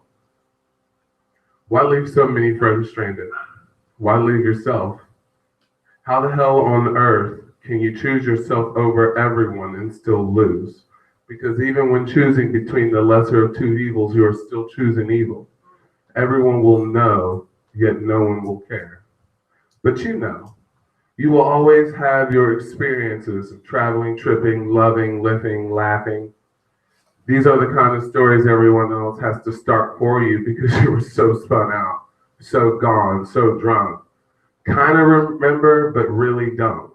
And you laugh, you know. You laugh so fucking hard. And so does everyone else. Can't blame anyone on how much you like to get fucked up because you're just living life for the story. A story that I can't even tell my own mother. Another life lost in the swirls and lights of our own left-lane culture. A story I don't seriously remember because I didn't want to remember. I didn't want to grow or develop into a man. I didn't want to believe in limitations. I didn't want to accept them, that they were there all the time. I just wasn't there all the time. But here I am now.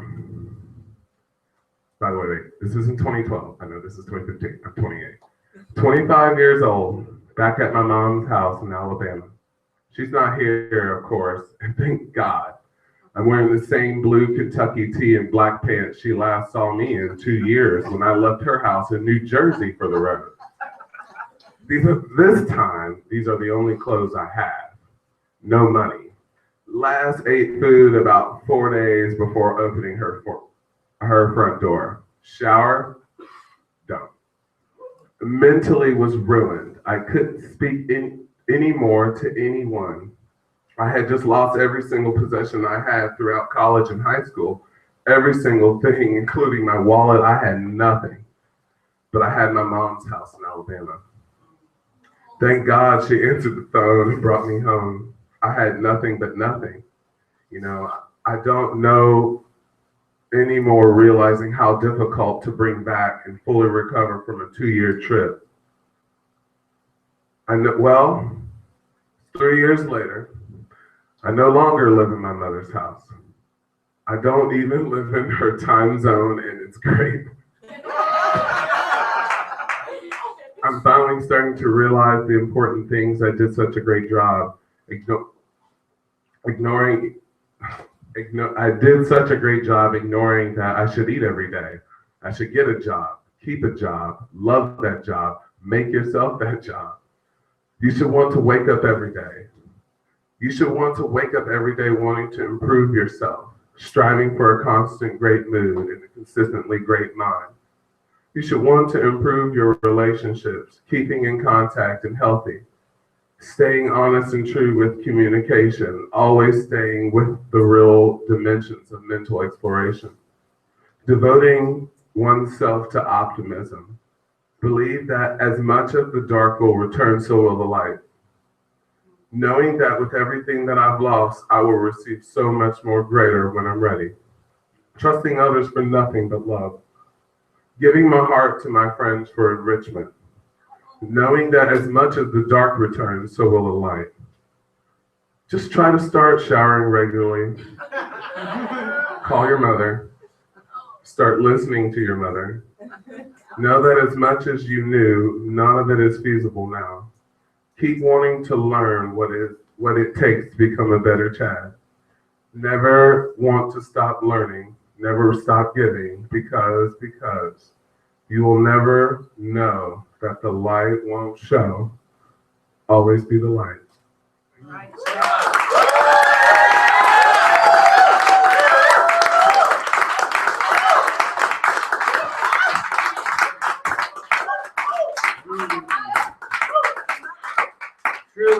of wisdom. Personal journey.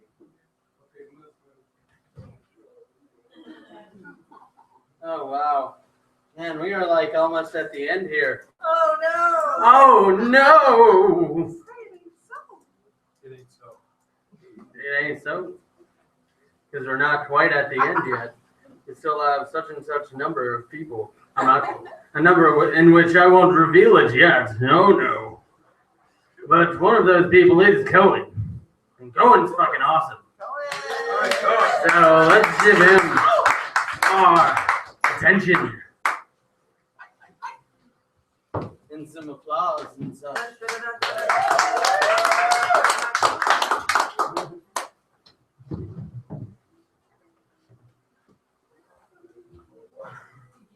All right, I have some dreams.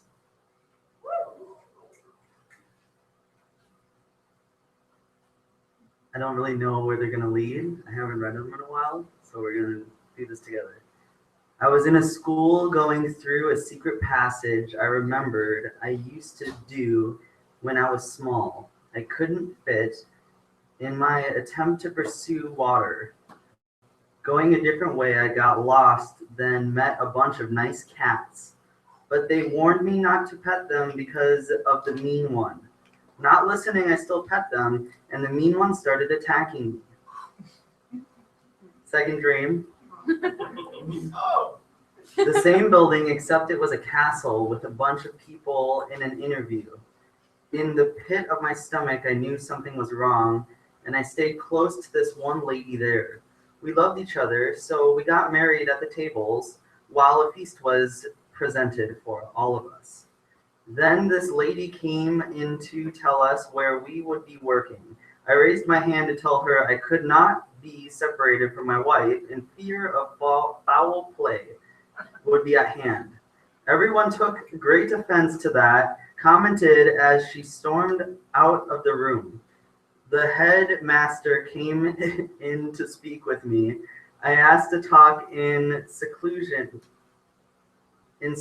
of the group, explaining my viewpoint. I told him I do not trust the others that worked with me, not him personally. He understood and let me be granted, but also told me I was a shining star and would be his apprentice. All right.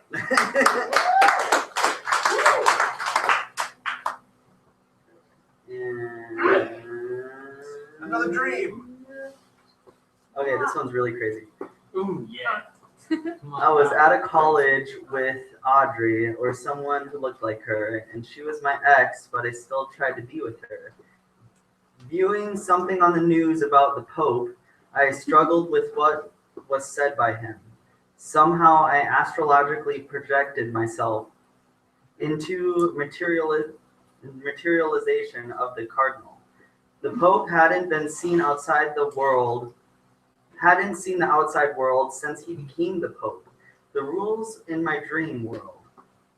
So I told him how bad things were getting and how he had the hard choice to make and leave isolation to save peace.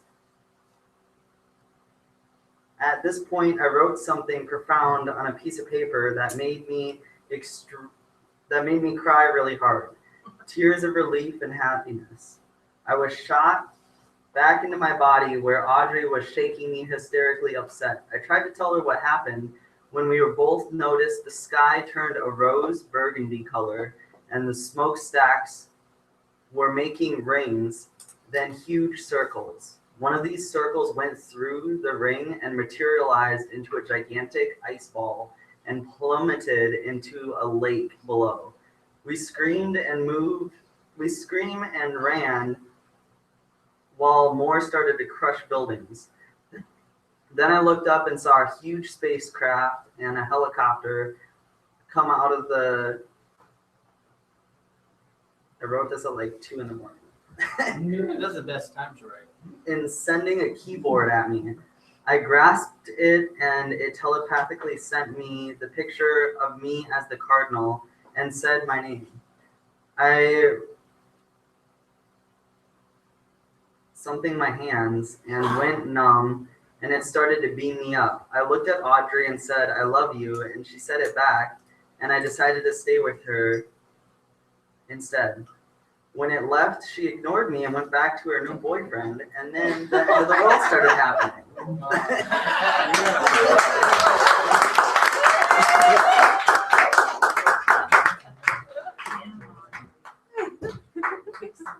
Oh man, I'm happy it was not a prophecy. Or so I think. Yes. All right, so this is a question mark thing. So Ryan B? Is there Ryan B? Ah, yes. Yes. Awesome. It's nice to meet you. Welcome to page 2 poetry. Yes. I'd like me to adjust the mic. No, it's fine. Okay. Thank you. All right, this is a. I didn't really have anything ready, but this is a song I wrote. Woo! Thank you. I'm not gonna sing it. That'd be weird. All right. I predicted that I would be as good as dead by now. But here I am still, haunted by woe every day. Fading hope for this life to surrender another memory still blinds me, as sure as I won't wonder why one more time. I never thought I'd break through the fear that's been holding me down, and there's another sway turning me around in my sleep. I'll escape as the tide is high on the night of the wake and become someone new and live in my own design. Did you hear me scream? I thought that you saw something in me that I could never seem to find. There are times when I don't even know I'm not acting right.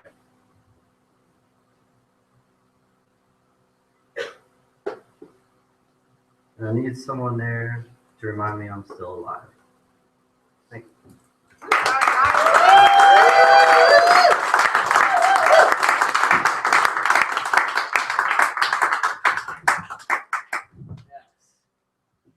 Oh yes. So let me do a count here. Whoa. We only and then there were 4. The first of which, yes, the 4 poets of the Poetocalypse. Gabriel! Gabriel! Get your butt on stage, mister! Because it's poetry time. Oh, yes. Any minute now. Ah, here he is. Oh, yes. Oh, yes.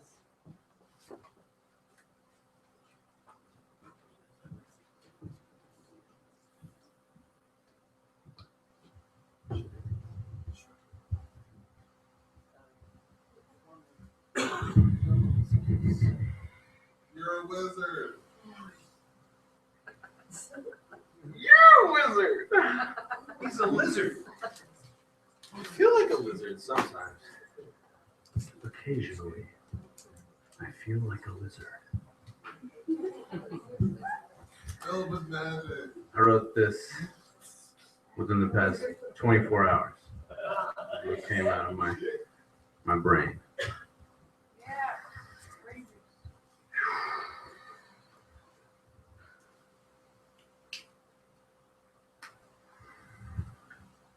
I love you.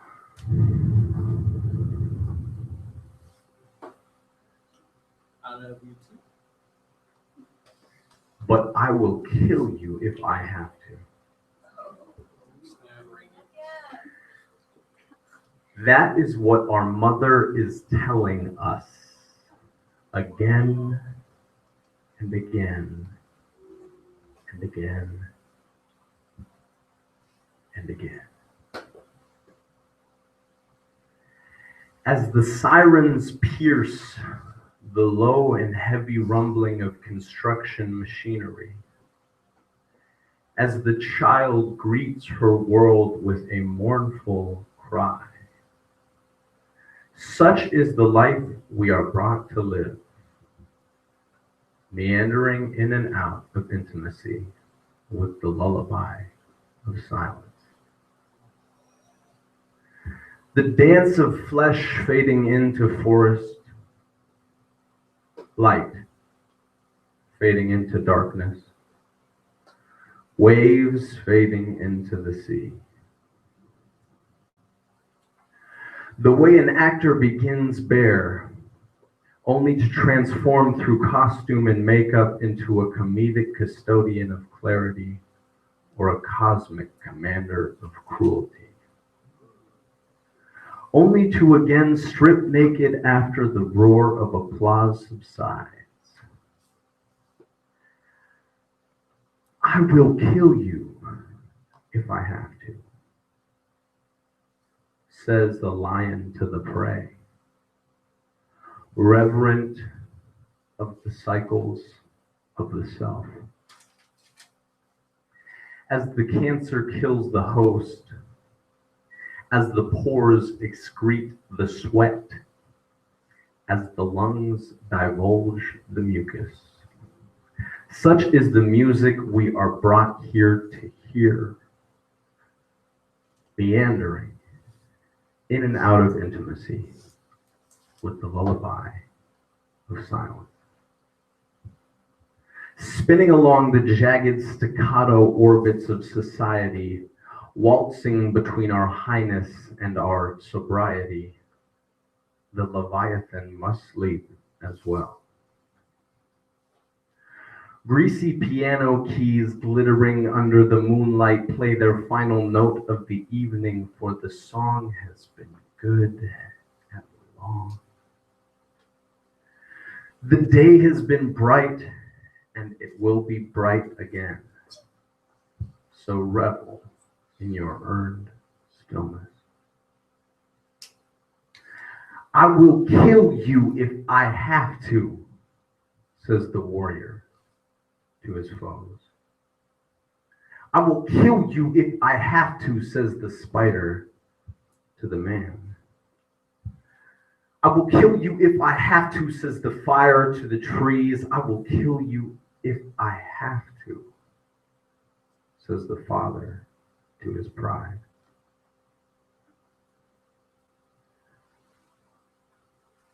I will kill you if I have to, says the crucifix to Christ. I will kill you if I have to, says the cop to the black man. I will kill you if I have to, says Arjuna to his cousins.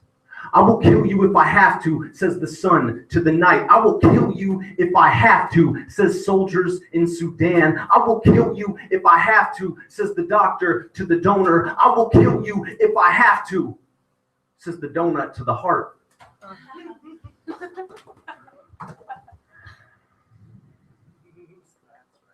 I will kill you if I have to, says the diesel to the reef, says the plastic to the beach, says the captive to the leash, says the pastor to the priest, says the captain to the fleet, says the shaman to the chief, says the Brahmin to delete, says the honest to the seat, says the problem to the peace, says the jawbone to the feast, says the dawn towards the east, says the sword inside the sheath, says the form into release. Says the plaque behind the teeth, says the laughter to the grief, says the shatter to complete, says the gravity of freedom, says insanity to reason, says fidelity to treason, says the passing of the season, says the mastering of demons, says the canopy to ceiling, says the tragedy of leaving, says transcendence to the sleeping, says the center to the being. I love you,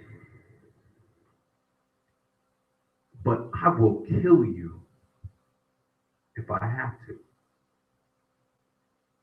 This is what our mother keeps telling us again and again and again and again. meandering in and out of intimacy with the lullaby of silence. So the question I'm asking you right now is, do I have to kill you?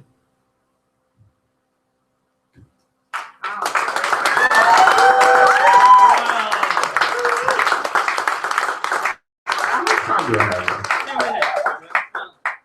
Minute and a half.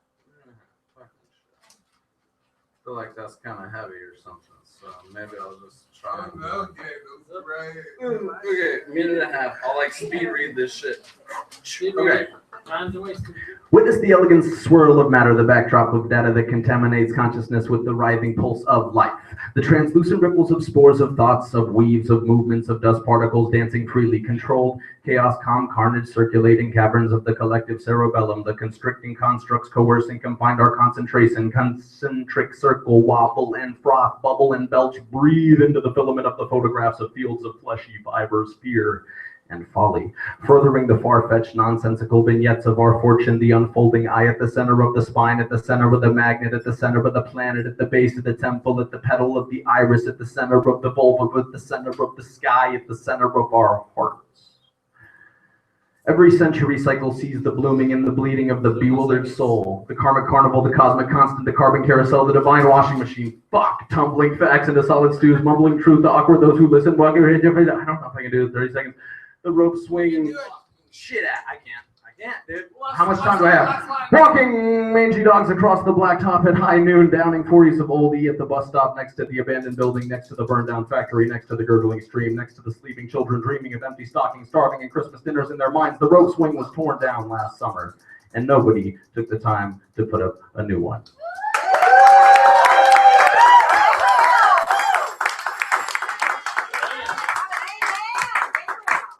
Believe it or not, you did it in less than 30 seconds.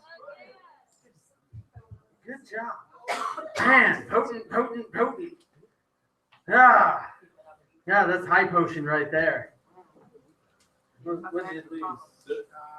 She said a leaf fell. That's not that's been there. Oh, okay. Yeah, that's been there all night.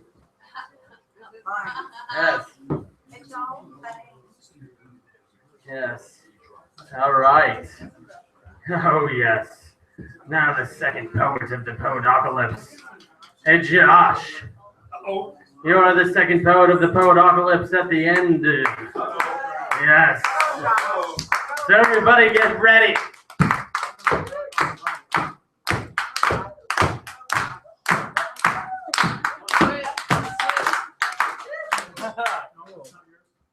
Is this Steve Blues? Oh, you know, that's my hat. I'll take that. Speaking of Steve Blue. Oh, hey, we get the microphone. The microphone. Well, I came. Oh man, I'll tell you. I've been thinking all night about superpowers. What is our superpower? Our superpower is poetry, man. Our superpower is words. Slash, wherever you are. Thanks for bringing up the superpowers. Let's see, what am I doing here? Crazy shit. I was going to read something lighthearted. I got nothing. I haven't written in a while. I've used up pretty much all of my back poems that I wrote over the years, and I loosened up the microphone too. So let's do this. I wrote something 2 weeks ago when I was here. It was the Halloween in July, and I didn't have anything with me at that point, but I did bring a poem about werewolves. Now, we all know the word lycanthrope. Lycanthrope is a werewolf, right? So this is called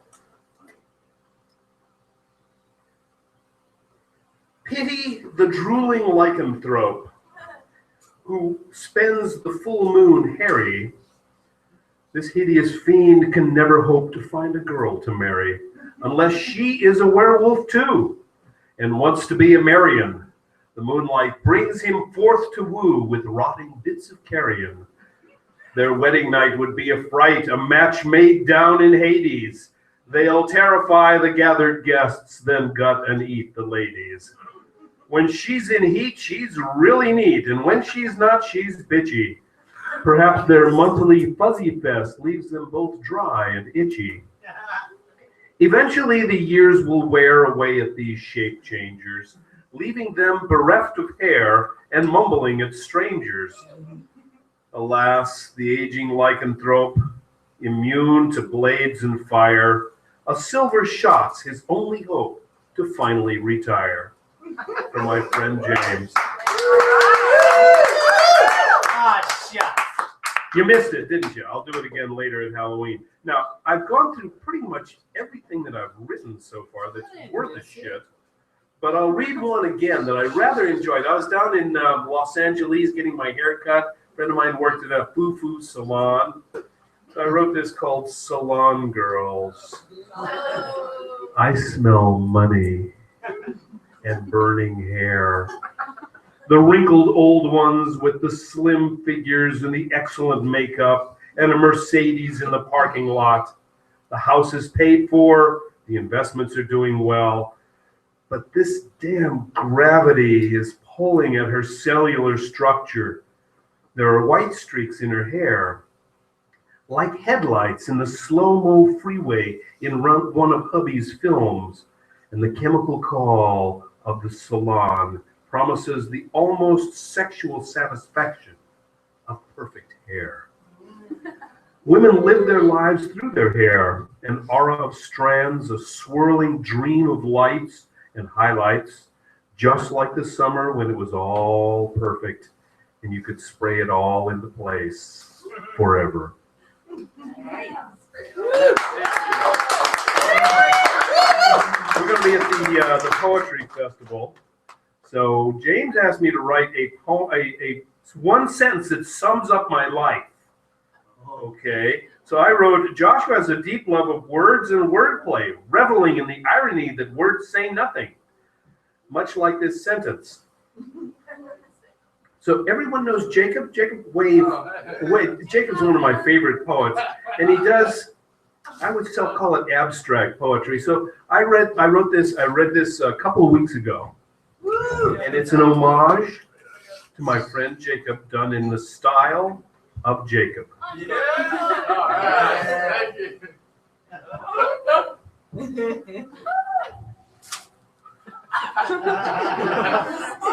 Jacob gets a cat. Meow.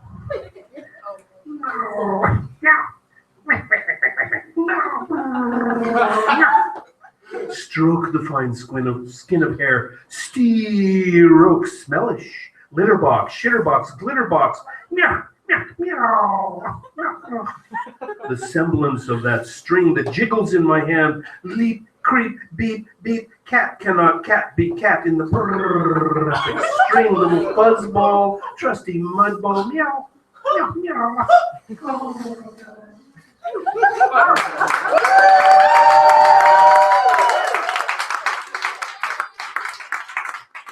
So I do a limerick for you. When I started out, I came here, so many of you are new, so I'll introduce you to Ecdesius limericks. Remember the Ecdesius limericks? Yes. An Ecdesius, from the Greek word ecdesis, to remove the outer covering as though a snake sheds its skin. And Ecdesius is a stripper. And a friend of mine's daughter was a stripper, so I wrote some Ecdesius limericks for her, my favorite of which is, there once was a sick young Ecdesiast who found that her act was the sneeziest. She made her études wearing only her shoes, and found that her tits were the measliest. Thank you.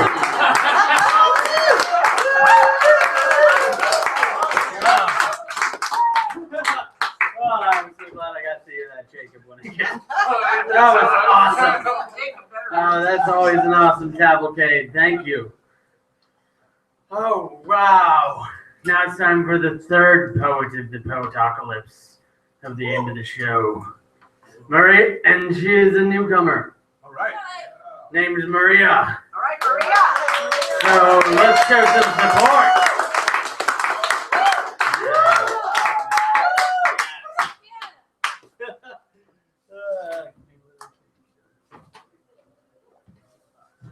Hey. I've never read anything in front of anyone ever. I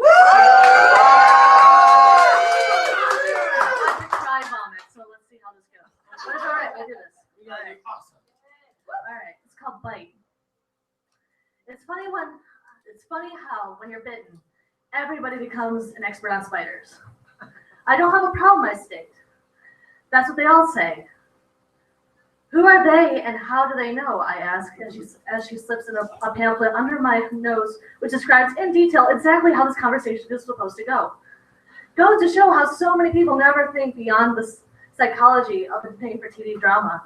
To them, every missed call, mishap, mistake screams crisis. The bite looks too swollen. I'm getting too reclusive. I need an ambulance, an intervention.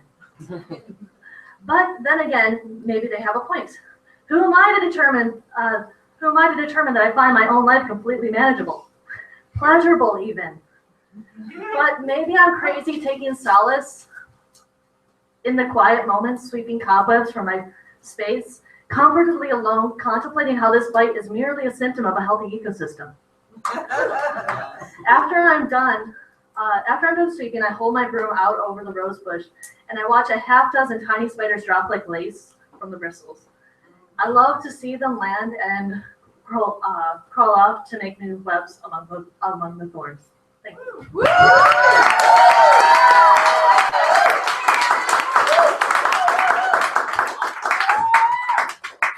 Thank you. Thank you. All right. Before the apocalypse commences, I would like to give a round of applause to all the poets tonight.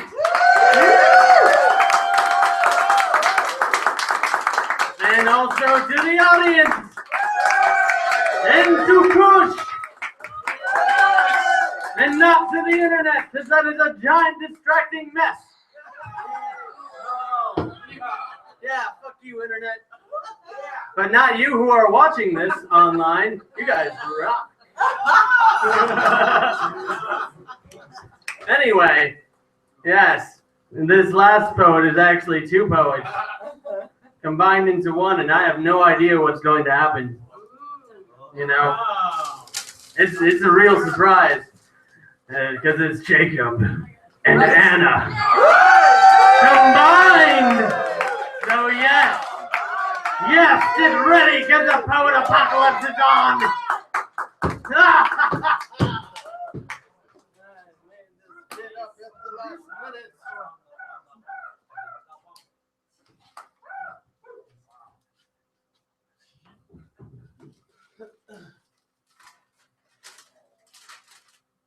Homework 3, fundamentals. Chemistry is as close as humans will ever get to magic. That's my grade. That's right. Volunteer. FOT beyond toxes. Q equals 448 grams plus or minus 246 SGC. 7.845 equals 100 kilojoules. This slam poem from third grade. This is a slam poem from third grade world champs.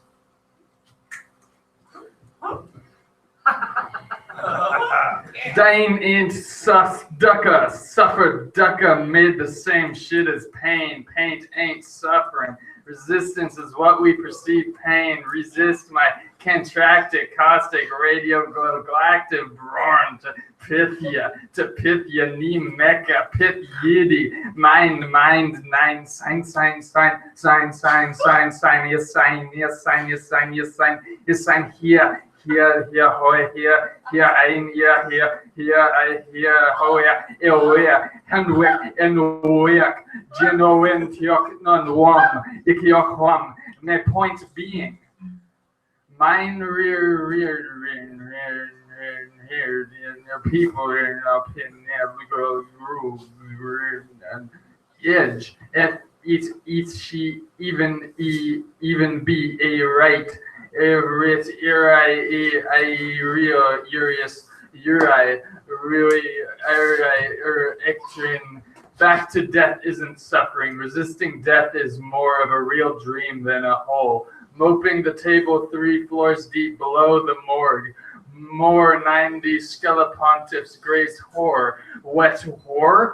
Bore tome pretifs and me use me up? Ain't worth shit now? Why don't you just fuck me out? That's an MC Ride quote. Mope more of what has become more eventide, so the body feels fully alive, only when motivated out of restless tension, invoked a centered, grounded embodiment, compassionate boundaries to maintain healthy stress levels, and thus allowing the heart to unwrap itself a little bit more. Second heart is diaphragm, holla at hella dollars, her diaphragm, expandoided my nun tuck fucker, wrist on this wrist.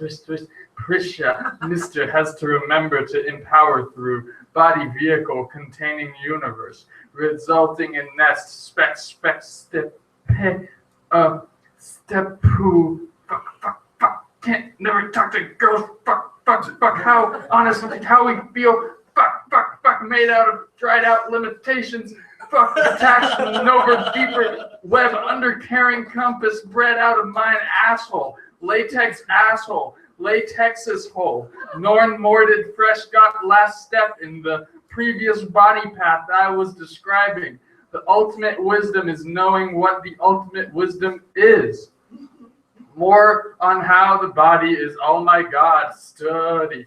Harry. Heart's level. Disconnect at motivator alongside fear axis. Mind.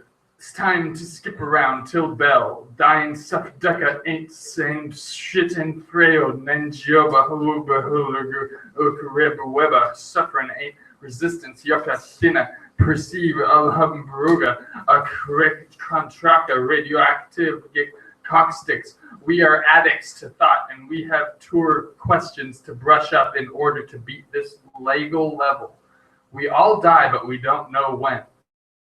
Life is precious. Karma. Suffering. These motivate the fuck way out of fear-based rods on spot and forgotten. Invocation. Mind's got to thrust choiceless awareness rather than analysis and fixing. Refuge, Buddha, Dharma, Sangha, compassion advance to. Mechaneern vigor, Yiddish. Ego attendant ad noem. Realistic staphunt. Subhantia, empowerment est freedom, ut voluntari divine, et haec idea mandalic, alculius universalitalis omni freedom, unimanis nitum lectum lux, after the hire among the turkeys, on the date, loving heart today, perhaps implode. Love, I don't even know, and yet I don't know how to say that I can't sleep with you tonight.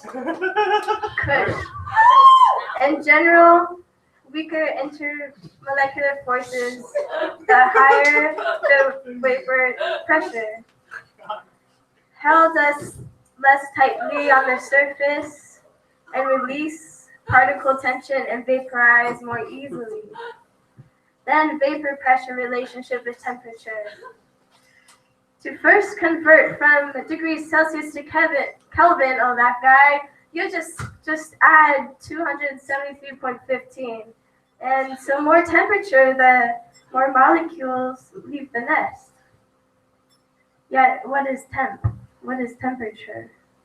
So closely related to pressure, as we see, yet they are separate, but related. Is there such thing as separate but equal? Not if Eastern religions, to generalize, feel that total interconnectedness. Beetles feel as nothing will change, and yet how do I feel? Overwhelmed, underwhelmed, the West wild scientific art realm? Nothing. The test says there is nothing between gas molecules. How are we supposed to know nothing? To know is to ramble. I mean, remember where we're from. Questions usually come up with conscious poetry. Seek, swim, leap, the rant of my imagination. Schoolwork, the limit of school, not our education. I love all these folk. To watch things fall out of sync and personal experiences means that you found my secret I keep from you. As you throw away the chocolate cake I hid in the newspaper, I hide my eyes, yet send endless love as we fly.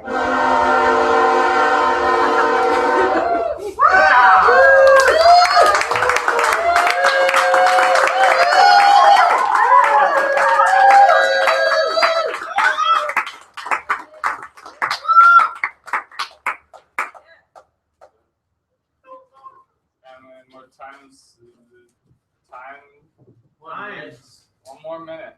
1 minute. 1 minute death match. Tell us about your cat.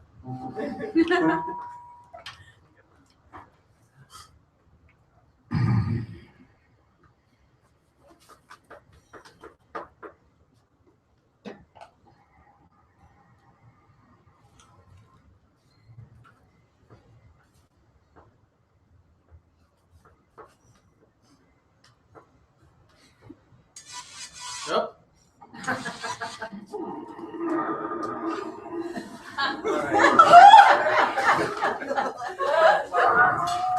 Okay, I give you 30 seconds.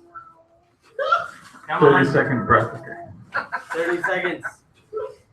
Can you hold your breath for 30 seconds? That is the question. Okay. All right. Okay. I'm gonna give you 15 seconds. Sorry, but like. 9, 8, 7, 6, 5. There we go.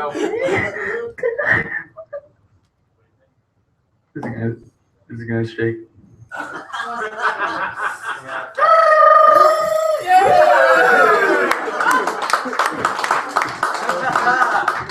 Oh wow.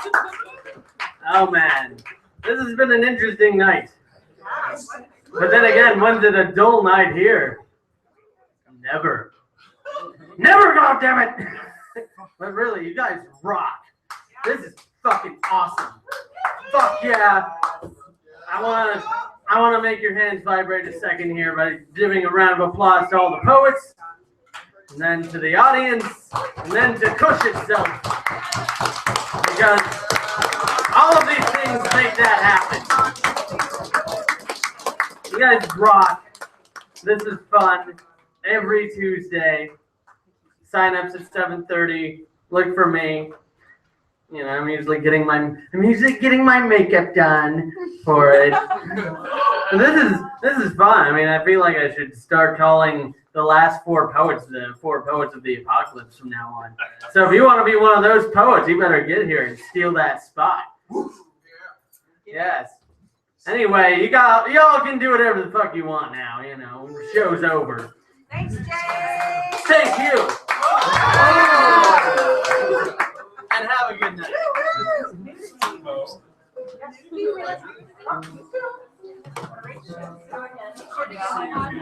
I missed the beauty. I don't even feel like switching it up. So how does this?